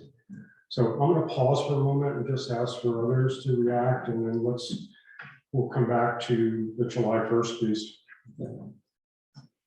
You mentioned commit to a July 1st contract, that's with VSP or with some body? I was vague. Okay, you were clear to that. If you would like the answer. No, I was just curious, it's just, okay. May I ask? Did you have something? Yeah, I think I got two things. One, to feed off what Tom said. If there's an opportunity to renew the Vermont State Police contract, I think we should do it. Okay. Right. Out of the bag. That was offered today. Yeah. If we don't, we'll never get a chance to have it again. It'll be gone forever. Well, we talked about that as well. Yeah, so if we renew it, they don't use all the hours, we'll have money left over to invest in something else. Yeah. So. Yeah. I think I just would hate to lose it. Right? Until we're ready. To make a significant change. Now, in terms of the committee, which was your question, I think. I would support a committee. I think a committee is fine. My 2 cents will just be that the committee process takes longer, right? So we can do it that way, right? Or maybe you get the same input from just doing a public hearing, right? Which would be faster and allow you to consolidate your input in a quicker time frame and be able to make a move maybe by July 1st. Yeah. Okay. So, or maybe we need a short-term interim measure as well, where we seek additional support, whether or not we can coordinate that with the Vermont State Police. The other thing is I would be very interested in knowing is what's important for Hartland for policing. And I hate to admit this, I'm not sure what is it? I mean, I'd love to have someone explain to me. I have what's called an incident report. And I have that much material at home, and I asked the Vermont State Police today to either give it to me electronically and explain the secret codes that are in here. There's juvenile problems, there's inspections of vehicles, there's a fish and wildlife complaint, there's domestic reviews, there's suicide. It's all over the place on that part. Claude, any comments? I'll ask. Well, I've been discussing police protection since I've been a legal voter in town. Yeah. 57 years, or 56, right? I was 21. But we really haven't nailed right now what is necessary, I think the first thing came up was, when it came up originally was about the yahoos on Halloween, decorating the common wild and shit about that. And I think there is definitely a need to have the availability for some type of law enforcement to show up when called. And that doesn't always happen, or James can't answer the call momentarily. The state police, we know, can be. So we've got to work out something that kind of gels in there. Right. We've all heard before that Hartland is physically situated in a great place to do drug deals. We've got Springfield, Windsor to some degree, and White River Junction. And exit 9 is easy to get off, and within a few miles of going this way or that way, you're in a rural back road. So we're not, we are experiencing local issues, speeding issues, as well as pretty serious crimes. You know, I hate to repeat this, but there was a shooting in Three Corners a couple of summers ago. So, and I know. So, please, hear your comments. Yeah, since there's been complaints about not hearing, we just step But in you the mic. know, if I sit up there, we can't hear back here. They're hearing just fine. Okay, Sheriff Clark. You are. There was a committee years ago, Yes. so if we could start there, Yeah. what has changed from their original thoughts of what we need? I've been trying to get my hand on that report. Well, this is the problem. There's been a lot of committees that before the public meeting law went in, it has to be put where it's accessible. Some of this stuff isn't, because when I was on the host committee down here, we were looking for foster rental plans, and they were scattered all over the place. So they're probably in the town's manager's office in different file cabinets, but it's not, it'd be a nice starting spot when you said, what do we need? Because we are very demographic, spread all out in all directions, and every section has a different need, maybe at different times. So How long ago was that report done? when we initially got the state police involved, I mean, they had a committee, a town committee to discuss this, and they, you know, Considered the Windsor Police or the state. yeah, and police they with the- submitted to the board to contract with the Vermont State Police. I believe the vote was 106 to 101 about when they sent out that questionnaire. Oh, between the two? Probably do whatever it was, yeah. But anyway, so it'd be interesting to see what was the need then compared to now, and, you know, and what department would best, you know, when it puts to these different departments, which one could meet our needs the best. Yeah, okay. Thank you. Good. Follow up. Hey, that comes to the mic. David Singer, resident of Hartland, 20-year police veteran, and now assistant judge. Guess most people know me. One thing I want to emphasize, police, if there's nothing else, two basic roles, deterrence and enforcement. And by enforcement, I don't mean tickets and arrests. I mean, you know, there's a thing called a written warning. All the people that come the wrong way to go to BG's or whatever the new name is of the post office. And we've had some near misses. I was physically hit by a car. Fortunately, I managed to duck out of the way and only got bruised coming the wrong way. And a little bit of a deterrence there, like a police car sitting there once in a while. It's not going to stop everybody, but some of the roads that we know we have drug production, some of the back roads, police visibility creates deterrence. And we depend on our citizens to let us know what the blank is going on that road, so we can have a deterrent capability. I hate to say it, domestic violence, if you got the, you'll see that there's quite a bit. Having been an instructor at the police academy in several areas, including domestic violence, I can tell you we need to do something about it. You know, we're a great town, but everybody's not nice in town, and people that commit so many things are not necessarily bad people. But they need some guidance and deterrence. I think what you, maybe having a commission or a committee and include, have several public meetings to get that feedback might be the answer. I think a two-step process might work a little better. You know, one of the things I see these meetings, I live across the street. I'm concerned at the select board meetings that there isn't better attendance. I really would like to see a little more participatory activity by our citizens. So that's, Yeah. I could sit here and talk for an hour, but I'll cut it off right Sure, now. thank you, Dan. Yeah. Some of you folks know where my aging department hat as a board member there.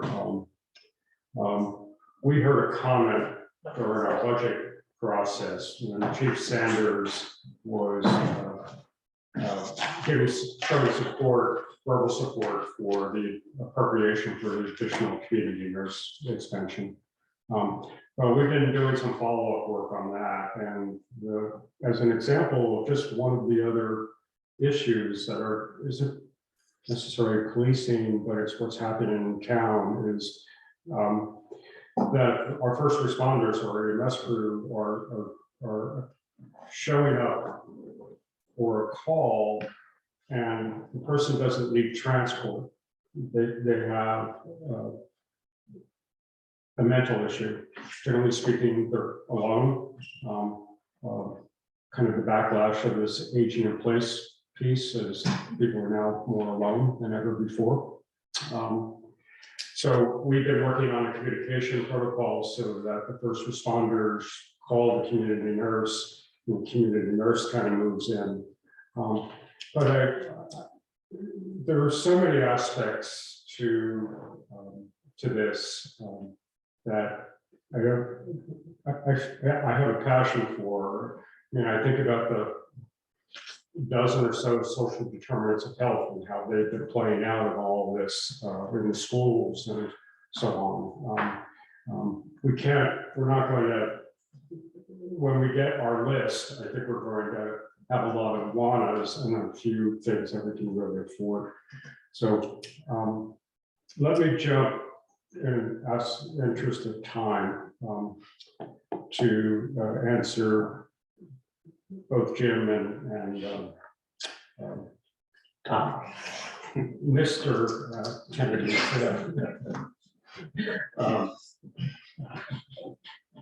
I like the idea also of going with the state police.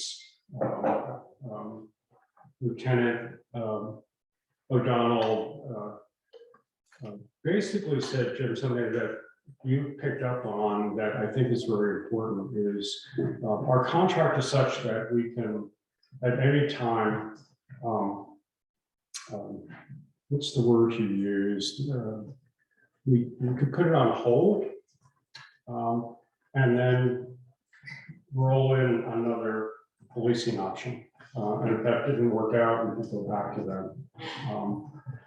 Or we could flat out we don't have to wait till the end of the fiscal year to cancel it. We can cancel it at any time. They're happy, they have other things to do on that part. So I think we should let percolate and decide if we want to investigate. Maybe not on July 1st, maybe July 1st, we just have that contract with the state police. But should we be interested in either another policing option, and only two that I can think of are the county sheriff and the Windsor PD. Maybe we could introduce one of those professional organizations to use up the rest of our budget for time and give us a trial period while we are working to get a needs assessment and actually what our needs are. So what's your reaction to something like that? And Martin, you heard that, so I know you've been listening as well. So I appreciate your thoughts. So yes, he was nice. He said we could pause the contract. We can try someone else. We could have both contracts. Another police and the state police, or just the other one. So they were kind enough. He said we could pause it, we could cancel it, but we wouldn't lose it if we put it in pause. And if they're not using the hours, you don't even need So- to do that. We discussed that too. We said they'll never hit the 80. We said 30 to 40. I said, why don't we compromise at 35? He said he thinks, so during the summer, they're busier, so we get less hours. When they're not in the summer, we might get the full 35 hours in the other months. So I would renew the contract in full, right? Except that we're not gonna use all the hours, we'll have money left over. And I think you're right, do a 3-month trial. Or something, or a reduced, contract with the sheriff's department to try to figure out how it works and what the service is. Can I throw one more thing in? I forgot. I'll come up with one. Remember, whatever you do, you never lose Vermont State Police for BCI, Bureau of Criminal Investigation, Major Crimes Unit, and SWAT. Those are always available if Clyde becomes the constable. I mean, just picked you out because you're looking there. But that's always available to you. I just want you to know that you're not going to lose that. That's in place always. Right, and we also, not directly our call, we're involved with the school safety officer. So there's another aspect of this that we want to. But that officer, is there one assigned to us? Yes, Yeah. So the Windsor. Yes. Yes. And Martin has set up a meeting with Tom Walsh, the town manager for Windsor, for us to open some discussions about things and where we're going in that part. Tom, you've spent a lot of time looking at regional policing and thinking about regional policing. Is there anything that comes to mind right now that we might start thinking about? Well, the first thing is, there would be absolute sticker shock if the town of Windsor thought they were gonna have their own police department. It's very, very important, the town of Hartland, that's sticker shock here. Yes. And and with, it is difficult for small police departments to attract police officers and pay them what they want to get paid. So to me, the only options we really have is a regional or a multi-town approach to policing. They get better training, they have more equipment. You're finding just tonight, meaning for one radio is $14,000. So I'm an advocate of looking at that. Secondly, I have looked at regional police and been doing this like 15 years. There is no other town in the state of Vermont that has a similar population that has the type of policing that we have in this town. Our policing is woefully inadequate.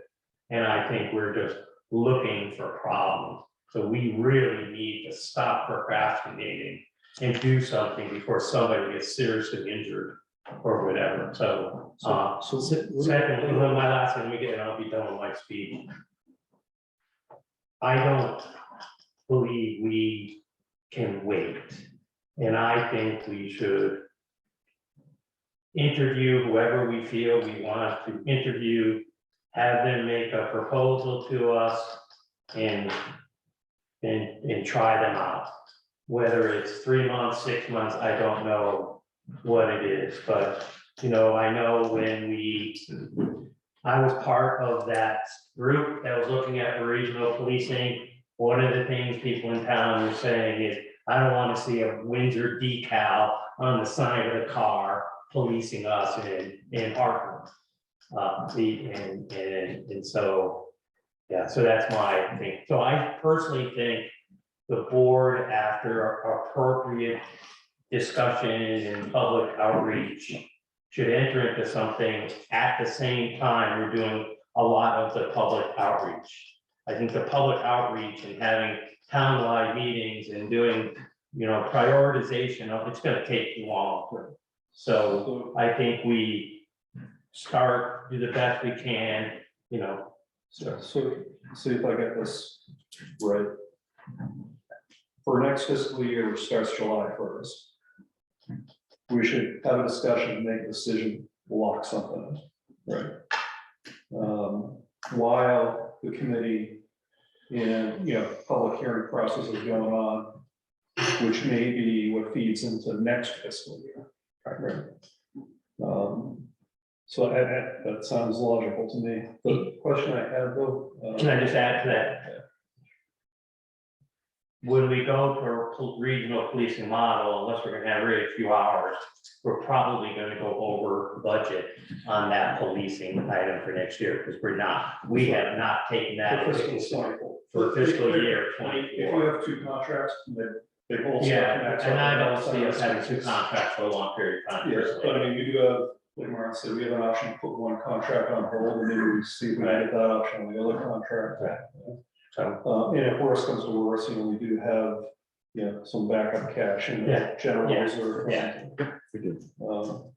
So I think we can pull it off. I do too. The second question I had is, what do other towns our size typically do that we're not doing? It's all over the place. Yeah. I mean, Norwich is our size, not our budget, but they've got, they're. So you want to recruit the West Pratt militia? Weathersfield has no. Weathersfield has their own police. And Windsor also does Brownsville. So they have a contract with West Wind. So maybe just for tonight, I would like to consider asking Martin to explore that contract for the state police, identify what the difference of a 35-hour contract would be to our budget. And we would use that to see if we. What's our contracted hours per month now? So he says they bill it out, they do the contract at $77 per hour and $15 for a car. But how many hours are we currently? It's an interesting thing, just as a fact, to store a rate, when we're looking, we're charged what the rate is for that officer. Okay, as opposed to. So they bill it at the worst case, it's where the lieutenant dollar comes down. So it's usually, but I believe right now, we're 80 hours a month. So stick to the 80 hours a month. We know we're not going to use it. Don't make the contract more complicated than it is now. And then we figure out the next contract with whether it's Windsor or the sheriff's department, whatever we think. So right. But knowing that you're only gonna get 30 to 35 hours. Yeah, you keep the contract as is. We'll manage the usage as we go. I mean, I do have lots of questions about the sheriff department. I'm very concerned about training. And what tier training goes with what tier officer. So there's just a bunch of unknowns. That we need to shake out a little bit. And I don't know if there's any one out there who could give us sort of police 101 that could come and talk to us about, I don't know what tier 1 versus tier 2 and all this and what we might be looking for. I don't know if the state police would be nice to have some unbiased person. Yeah, I danced around that with the lieutenant today. I hate to say this in public, but I was twisting his arm a little bit to sort of say, okay, I won't repeat what you're telling me, but can you please? I do think I specifically asked if he could provide a resource to help guide us through some of the discussion, because I agree. I have no background in this. And they say this. So I think I think there's an opportunity there from the state police. From the state police. Now, I kind of like, are they going to tell us? I think they would be professional and other, especially since they're pretty much said we're changing the nature of our business. So let's help you kind of as you consider that. Right. But he did say you town has to come up with what you need. That's a unique call to the town where you live. And yet I'm not trying to preclude you from that discussion either. I mean, you have a great deal of experience. I was gonna suggest that the academy also could provide, they have the level. So if you have names or anything that you could help us with and so on, that would be fabulous, because you certainly want to take it. I want to deal with you folks, though, aside from the fact that we partially fund the sheriff's department, I'm a citizen of this town. I had a shooting on my street, my little street, which greatly concerns me. I'm worried, and I think sooner or later, it's like you said, we can always change it, but let's get Right. something in place. Exactly. Okay, are we comfortable for tonight? We're going- Yeah, I mean, I think we have a framework for a plan to move forward. We'll just have to, get some contracts lined up, vote on it, and pick a committee to figure out. Okay. And once we kind of have those numbers, and I think we can look to see if we want to do the joint contracts or are we complicating our lives too much. So I think we can decide that in the meetings ahead. Okay, I do have a sense of relief that we're ready to at least have coverage on July 1st. I think that's important as stewards of the town. Okay. Thank you. Okay, you're welcome. And finally, new business. I jumped the gun. I will start.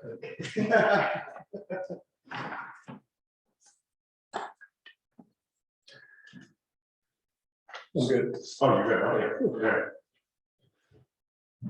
The new business is the local emergency management plan. So this is just a yearly update. I made very few changes to it, obviously, as you can see that what I handed in, has a couple of name changes. Dr. Baker obviously is no longer in the school.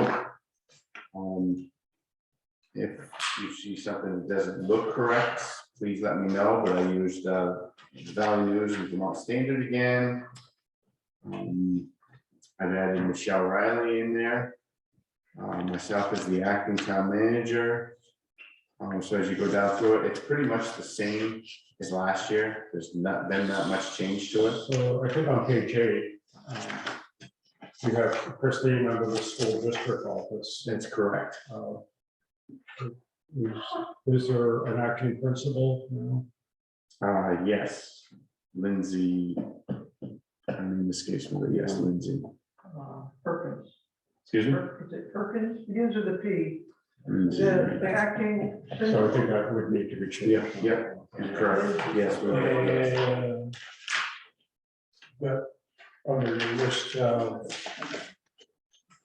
it's somewhere there. So, on page 2, food and catering, you got BG's Market, which is 3 corners shop. Yeah, these are always changed, Mr. Annual, it's become kind of crazy.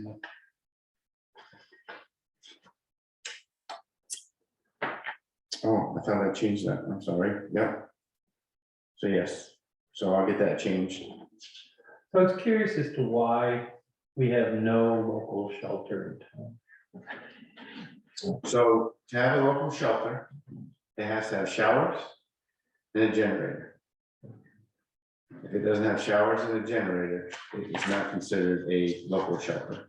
And the Congo Church has those, or because they're an alternate? That's why it says sometimes. They sometimes have a shower, or they? No, sometimes they will let, they might have power, so they might, be able to come in, same thing with Damon Hall. If it rains and shower. So I think, deja vu. The school has backup power. I don't believe so. They don't have a shower. Well, they can focus. I don't know, it's a gym. I don't believe there's a shower in the school. The gym. I don't believe there's a shower in the school. I'm not The 100% nurse's sure. office, the nurse's office have a shower? We did down in winter. I don't know that. I don't think they have a shower in the school. Not yet. That's all, I mean, we can double check. Yeah, yeah. Not sure that's the most. Yeah, I'm not worried about for this year, but I just think we should make some effort to have something local for those that maybe have transportation issues. Because part of it is also a cooling shelter and a warming shelter. And, for those of us that, I think I counted, I've been out of power 2 weeks so far this year. We gotta go to Hartford. Yes, that's correct. The Hartford High That's School. crazy. Well, we did open up David Hall. I get that, but But it's not the same. it's not the same. So if we can try to work out something. Right. I don't know how strong our Red Cross is in our area. That might be an interesting question for them to say, look at our facilities and what we need to do to meet the criteria. Right. Captain Schomburg's involved with Red Cross and used to. Yeah, I think he's retired. unless he's still on the list. Yeah, then make a motion to approve. Approve The local emergency management plan. Is there a second? Also, All in favor of approving the local emergency management plan dated April the 11th, 2023, say aye. Unanimous. Thank you. Thank you. that just, not a motion, but just a suggestion. It may be worth having a conversation in the school about, situations where you need a warming shelter, a cooling shelter. Yeah. I mean, we're a fallback for the school, if they have an emergency, they can see it. That's correct. So it seems like there could be some Yeah. reciprocal agreement in place. Okay, Martin, you want to start us on that? Yeah, so E911 update, John Pillette, our ordinance officer, is here tonight to discuss the 911 changes that are coming down over the next couple of years. So we're looking at this at a 35,000 level, not up close, yes. Before we go in, I think there are hands raised. Oh. Are there?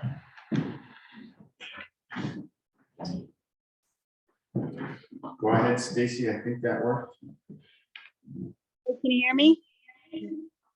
Yes. Yeah, so going back to, what you guys were just speaking about, I think, I'm pretty sure the school does not have a shower.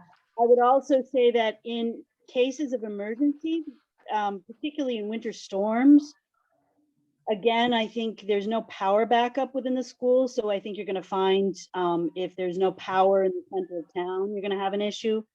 Plus the fact that you're going to have difficulty accessing it because, they rely upon the town to clear a lot of the area, maybe not the sidewalks, but to be able to get to it. So, I think you're going to have some real challenges there with that. I think the only building that you have a generator and for is the fire department building next to the highway garage, but unfortunately have a limited, it's a holding tank that has to be pumped out fairly frequently now, and it, even though they have showers, it's not very sustainable for a large number of people. Thank you, Stacy. Are there any other comments out there? Just not. You see anything? No, I don't. That was the only thing. John, I'm sorry to keep you so long. No, no worries. Let me just hand out a few of these. We'll look at these in just a minute.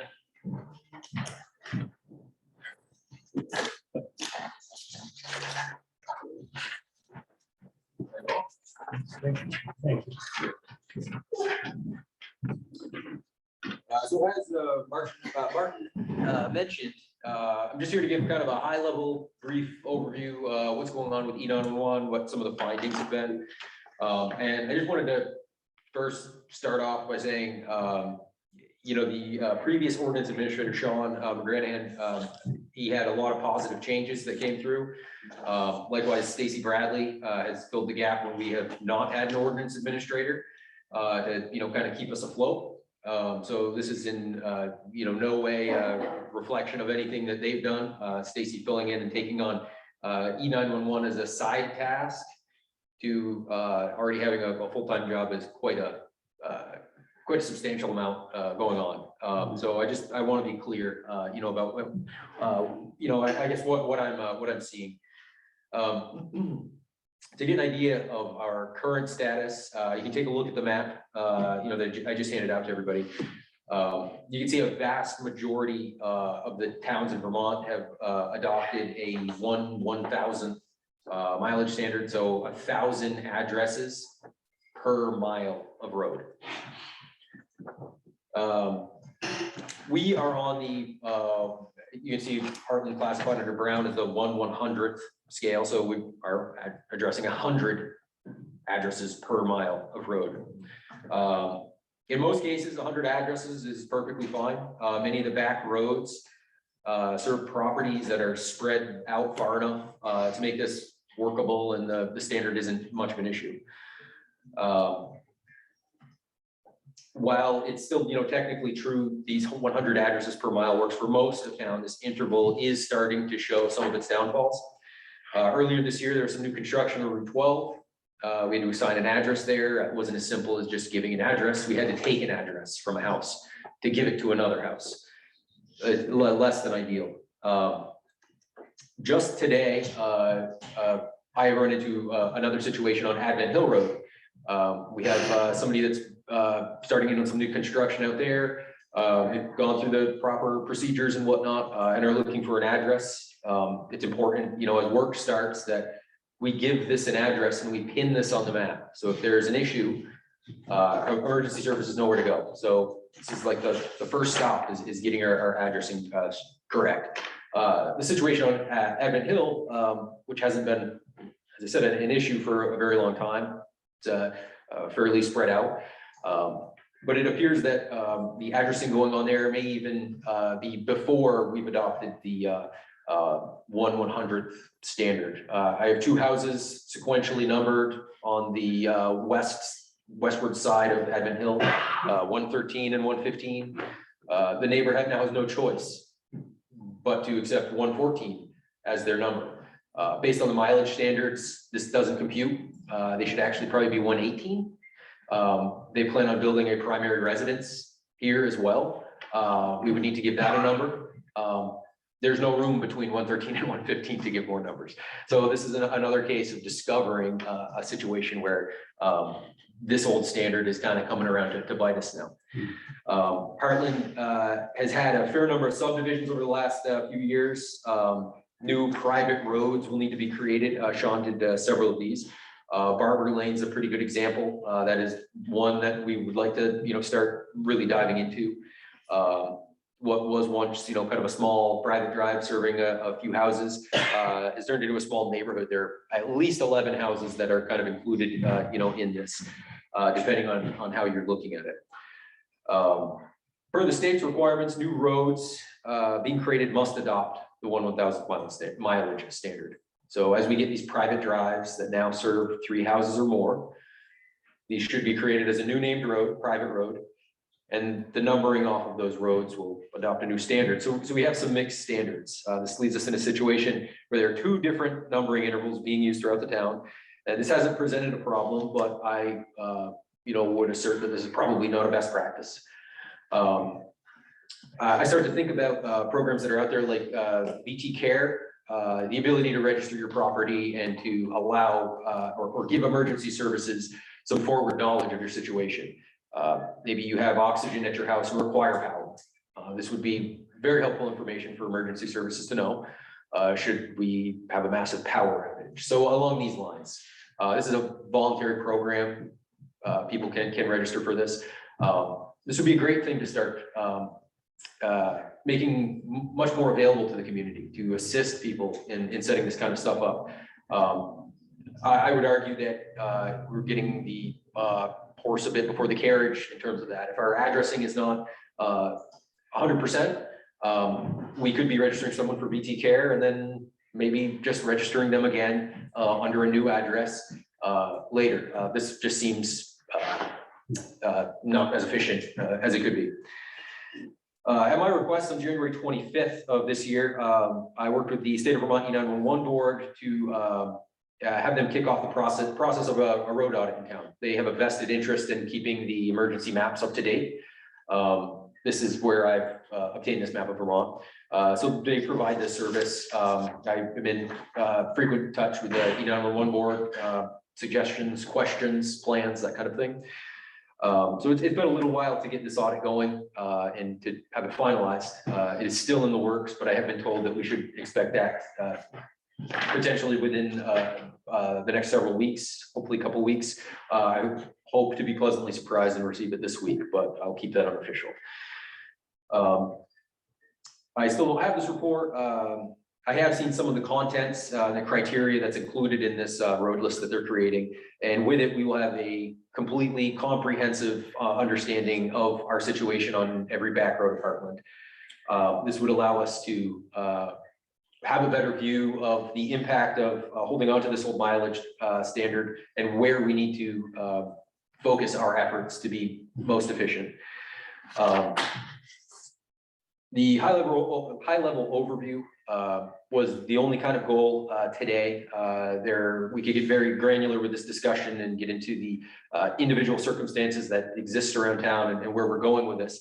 But I believe that once the state provides the road audit that I've requested, it's a picture's worth 1,000 words. And to put that list in front of you, to have that showing the priority to show the roads that are compliant today versus the roads that are not compliant and the roads that are going to start to become a problem. I think it will prove to be abundantly clear, where we're at and what our potential options could be. At this point, I believe with the further subdivisions, the interest that there's been in moving to Vermont over the last couple of years and Hartland included in that, the more subdivisions we see, the more new construction we see, the more we're going to continue on this. So using the Advent Hill case as an example, if I want to address the house properly today, I'm going to go to their neighbors and I'm going to readdress them first. This just seems highly inefficient.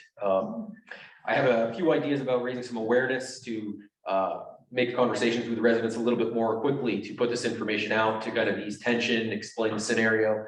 But before we're getting that far, it, in my opinion, would be in my best interest to bring all of you up to speed, make sure that everybody is in agreement with the message that we want to put out there and the approach that we want to have. So this starts to get out of the realm of responsibility with the ordinance administrator and saying, hey, what should my priority be here? Because we have a little bit of a situation. We could continue to nibble at this and we will probably nibble at it for years. Or we could see what the road audit has to find and put our heads together for some solutions that may prove to be much more efficient. Great overview. No, thank you. I think you highlighted many of the reasons for why we should do it as well as why we need to do it. I think as just an individual, I'm very aware of, I had a credit card compromised and what drag it is to go around changing my account numbers, never mind changing my physical address in that part. And the select board is aware of what the situation right down the street here with trying to do that. So I think you mentioned creating an analysis of where the hotbeds are. Because I don't know how one would solve the issue. I mean, Hartland's an awful big place to change it all at one time. So I guess I might be asking you to be thinking about just ways. I have some ideas. I don't know if this is the proper time or not. The road audit may be helpful to get out in front of us first. Yeah. I'm gonna let my colleagues have reactions and then. Well, being an old guy, in 1992, when they implemented this, the 911 board was helping towns to pay for this. My understanding nowadays is there is really no funding to help the towns GPS all these new addresses if we needed. Is that right? We would have to pay for it. Pay for, what do you mean? Well, the if you readdress? go to a different standard, you're gonna have to GPS the houses. That's a new standard, correct?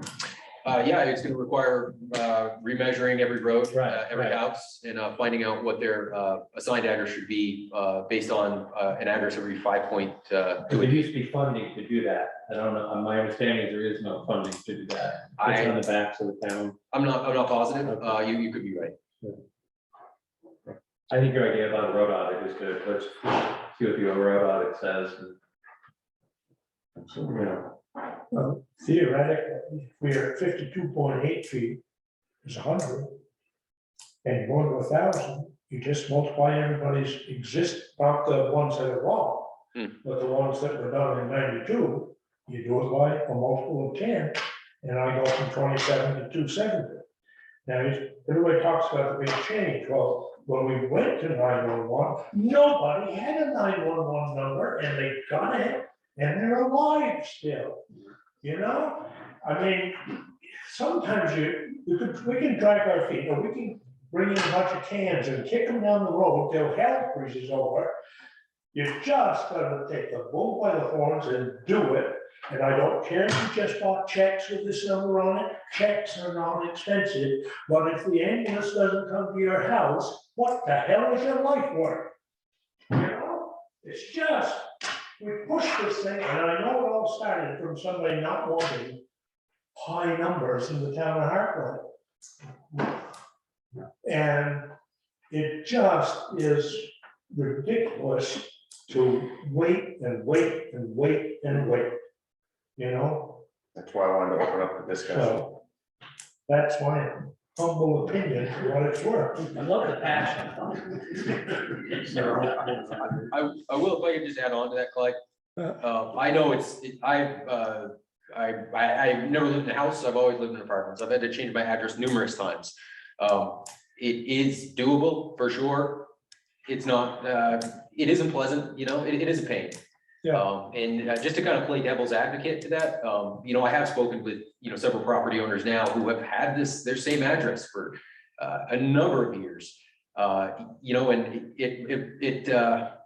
I agree with you. If I had my choice between being able to further guarantee that emergency services could find my house easily over holding onto an old address, it's an easy choice. But I will say that I very quickly understood that this job as ordinance administrator was not going to make me many friends in town. Most people have been fairly understanding, but I think that the idea of approaching this by nibbling at it just means that I am going to individually have the same conversation with nearly every resident eventually. The opportunity for us to do something more in bulk would be to bring everyone together, to have some sort of hearing, to have a Q&A, to have some sort of awareness campaign, to have a dedicated section of our website about why we're doing this, a mailing, all sorts of things where we could address these issues in bulk with everybody. We could give everyone a solid amount of time to vent their frustration, to understand it, what's going on, to answer their questions, and then move forward in a systematic manner, rather than approaching this with, oh, I just found another one and maybe we'll do this one this week. The road audit will prove to be invaluable with that. But overall, I can kind of see how sensitive people are to this, and I'm going to have that sensitive conversation individually hundreds of times, or we could have one big jamboree and just pull the Band-Aid right off. Yeah. Ultimately, the decision on the mileage standard is yours, and I'm happy to continue nibbling at it. I would be completely transparent and say it is highly inefficient. Yeah, no, I don't think we are advocating it. You know, my comments were, I'd like to understand where those hotbeds are. Sure. Because if I understand tackling the town as a whole would be hard to do, but tackling it by region in town, maybe. So whatever options, I'd love to hear those options, sure, whether it's the whole thing or not. Right, Jim? I get the discussion. I think seeing the audit would be helpful, figuring out what the high priority rules are would be helpful. Tom's point is good. What's the expense? Yeah, to do no, this? I'm very conscious of that. So yeah. Maybe year one, we do high priority roads, and year two, we're about the rest of the day. Sarah? Yeah, so this discussion is very close to home, and you've already had one of the individual discussions. I'm at 115 Advent Hill Road. Yes, indeed, I heard all the noise this morning. And it's it's a beautiful piece of land. I'm very jealous of them, but they were people there talking with people a couple days ago, and I thought, no, they're getting started, little markers and everything. So I'm 115. The house was, it's a modular, it was set in 2014. I moved in 2015. 113 down the hill was built in 2013, 2014. So what you're really saying is that somebody mismeasured the mileage from Center of Town Road where Advent Hill starts. To give 113 and then they gave me 115 and recognize 117 is right behind me and shares my driveway entrance. And the property behind that was sold not too long ago. So, you know, I sort of thought, well, that'll probably be 119. And one of my problems in terms of ambulance finding you, I'm getting to the stage where they might have to find me compared to these other neighbors, is that, so my 115 thing is on my mailbox, but then there's a 117 up on a dead tree. And if we have a 119, and I keep thinking I have to have something at the fort that says 115 is this one and the other ones are over there. So I keep thinking I should come and get another 115, 113, 115, 117 number to put arrows at the point where the two driveways split. But not if you're going to change my number. I'll wait till you after you change the number. So to answer your question, well, to not answer your question, I would want to have my laptop and Mac in front of me so I could unequivocally say what the situation looks like. When I looked this afternoon to try to estimate approximately where the driveway for the new neighbors is, if I go from 113 up to where the new driveway is, I'm getting almost 200 feet exactly. So your driveway is further beyond that, which based on the standard would mean that you should be. Yeah, John and Sarah, I'm really interested. And it's good insight to what you're saying you're going through, and I appreciate that. John, thank you very much. Yeah, we will be continuing to have you with us. Absolutely. Thank you. Thank you, John. Hand up. Two hands up. Well, did Stacy take her hand out? I did because I thought you were going to move on. This is Stacy Bradley. We did, Stacy. One thing I just wanted to remind the select board that was brought to my attention when I was on the 911 task is when you're considering what it's going to cost the town to redo the 911 numbering, is that I was reminded that if we as a town are aware that there are problems and things that aren't right and don't match the standards, and there end up being issues, that the town is liable. Okay, thank you. So another hand up. No, I can't tell. Is there another hand up? No. No. Okay. No. Moving on to the acting town manager updates. All right, fishing, you have an email in your packet from the Vermont Fish and Wildlife. Will be hosting a free bullhead fishing clinic this weekend at Sumner Falls. The highway department has a 2010 GMC 2500 3/4 ton truck and a 2014 GMC 1500 half-ton truck. Neither truck will pass state inspection, and it would take lots of money to bring these trucks to even thinking about passing this inspection. I've spoken to Bill and asked him to write an RFP send out to the local dealerships for a 1-ton pickup truck with a plow and a drop-in sander. The sander would be able to go over the bridges in North Hartland. They could sand the bridges instead of by hand. They would be able to use a sander. The equipment fund, as audited at the end of June of 2022, had $272,366. I expect the transfer over. Well, I was expecting it at 125. After this fix-it bill, I'm expecting 115,000. We are also, this is the year to replace the all-wheel drive 6-wheeler. I'm expecting the 1-ton to come in at about $60,000, and I'm expecting the all-wheel drive at around $200,000. I believe the fund will net out at about $125,000 after these two purchases. So I hope to have an RFP for you in a couple of weeks. So that's coming down the pipeline. Is the, your research, and I'm here to say it's not extensive. Is that the one-ton truck and the plow and the drop and sander for 60K? Yes. Yeah. Yeah, I see. Well, I know it's a regular standard cab pickup truck with an 8-foot bed, vinyl floor mats. Yeah. So it should be. I do remember Bill saying that they had trouble getting that vanilla truck the last time. Yes, yeah. But anyway, go ahead. Can you help me with the math though? So you got 272 as of the end of last fiscal year, 275. Correct.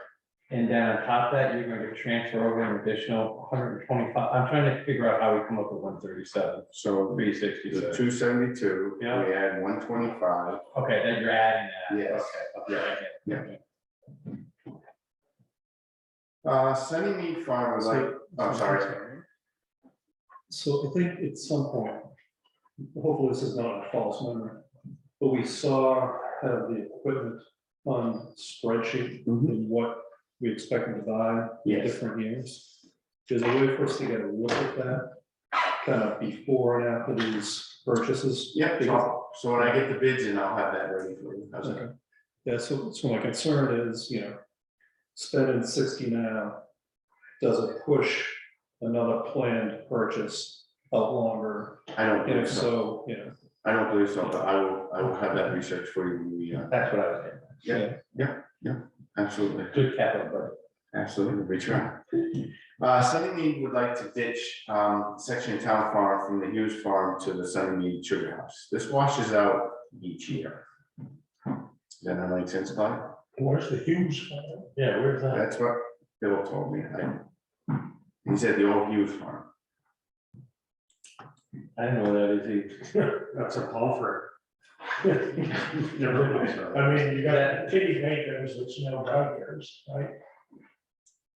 Do you know where the Sugar House is? Yeah. So come down, Oh, this- So it must be kitty bacon. Well, Yes, that name rings a bell. Yes. what, Kitty Bacon's place is a long way from the Sugar House. Oh, is it, Why are we allowing a private No. landowner to do their own kitchen? So we would, this is why I'm asking this, we're not doing it, I'm asking thoughts on the board of this. So have them do the ditching. They have employees, I will get the insurance, we will oversee the project. We will have a truck on there, we will stone it in line and ditch. Otherwise, if we hire it out, it'll be.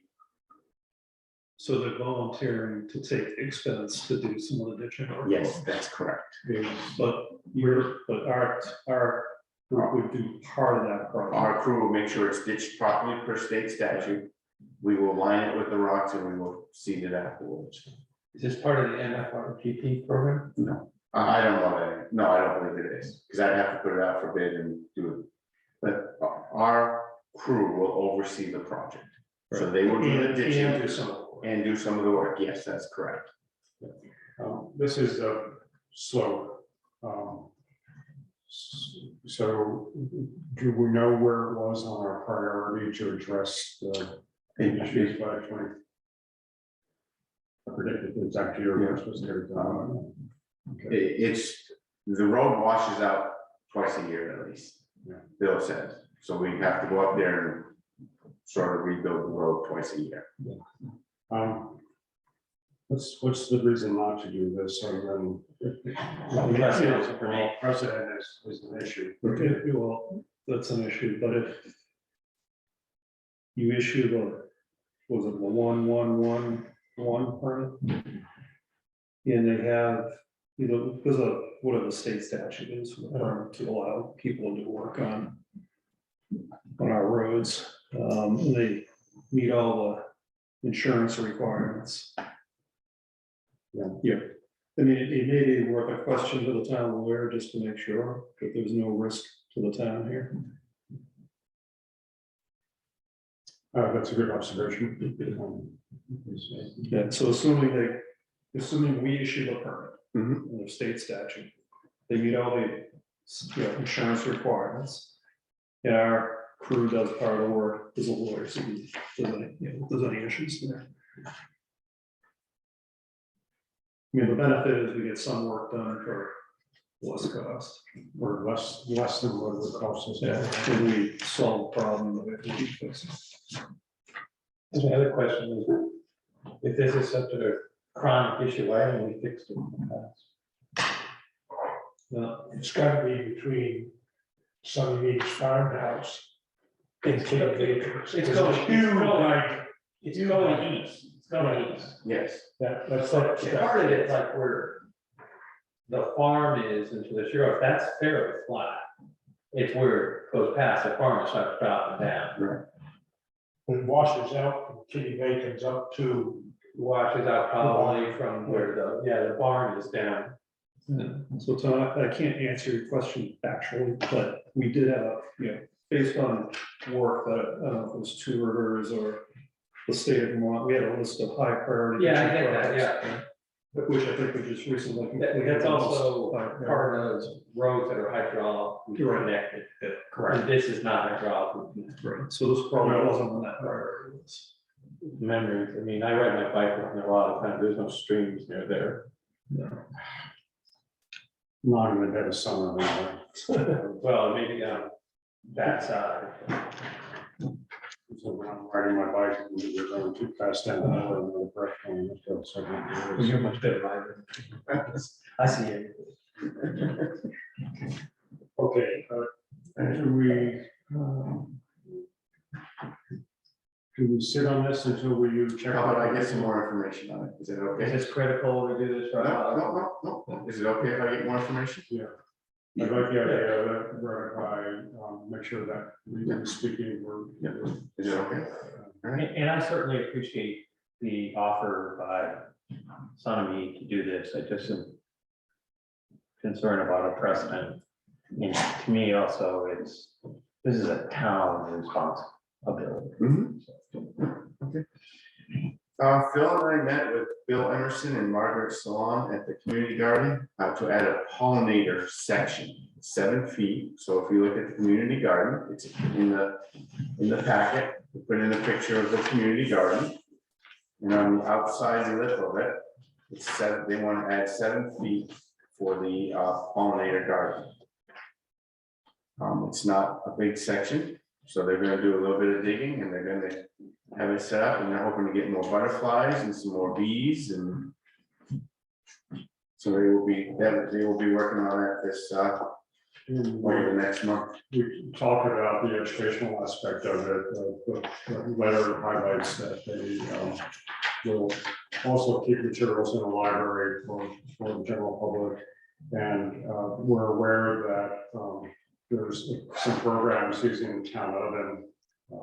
And Margaret would be interested in working with that crew on using herbs for baking various things. So I thought there was some nice dovetailing with the various things. TJP is gonna do our mowing again. He came in, signed the contract the other day. So there's no action. No, It's just no information. I'm just keeping you in the loop. You're welcome. Same thing with TJP, he has a contract for the upcoming mowing season, so came in at $1,610 every 2 weeks. I got a call, Rob texted me Tuesday morning last week that the North Hartland School had 7 broken windows. I contacted, I shouldn't say that, Joe contacted Claremont Glassworks, they're coming out Wednesday at 2:30 to get an estimate on that.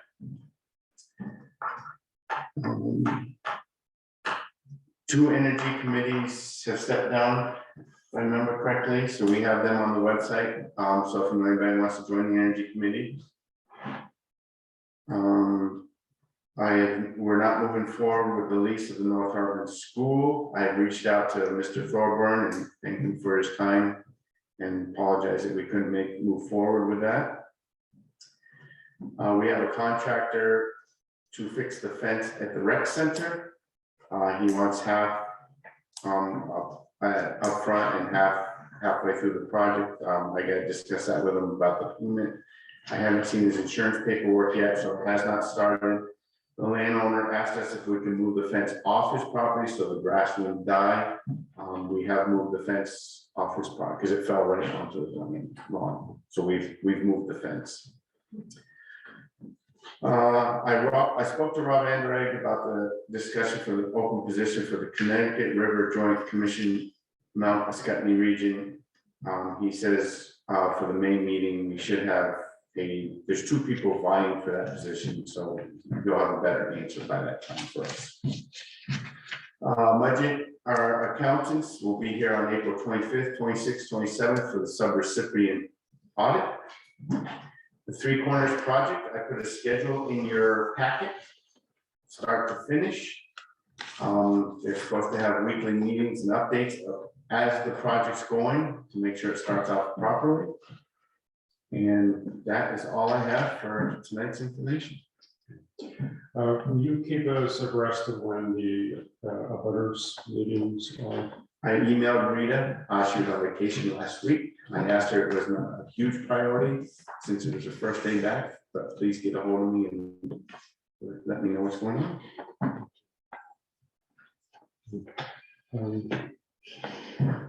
And we will put this schedule on the website tomorrow. Correspondence, there are a few letters in the packet to Senator Peter Welsh in support of the congressionally directed spending that we put to his office on, I would have to look about 3 Fridays ago, 4 Fridays ago.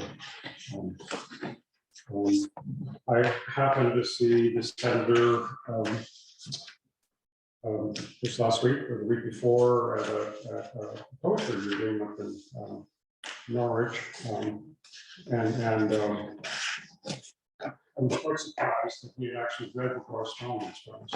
So he knew I put that little piece in, and he practices basketball skills on the Hartland Recreation Court, and he should give us money to. And thank you to Tom and Peter Gregory for meeting with the delegation when you were in Washington. Is there any other correspondence that we need to take? That was it. Okay. We have future agenda items, capital program plan, an update of the personnel policy,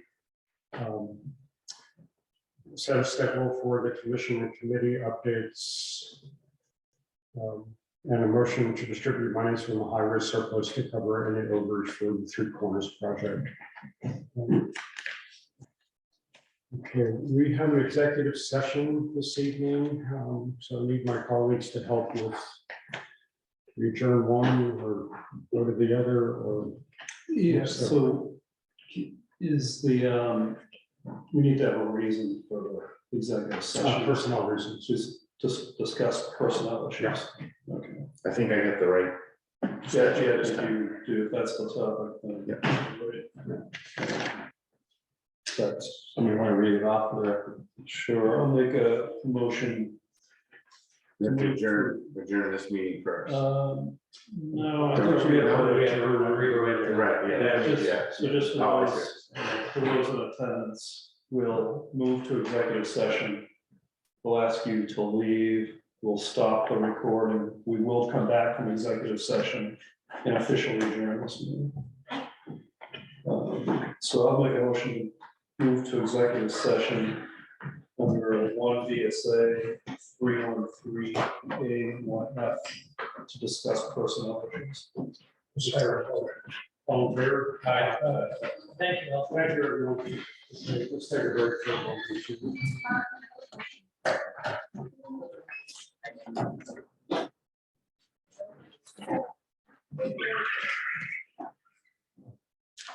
Okay.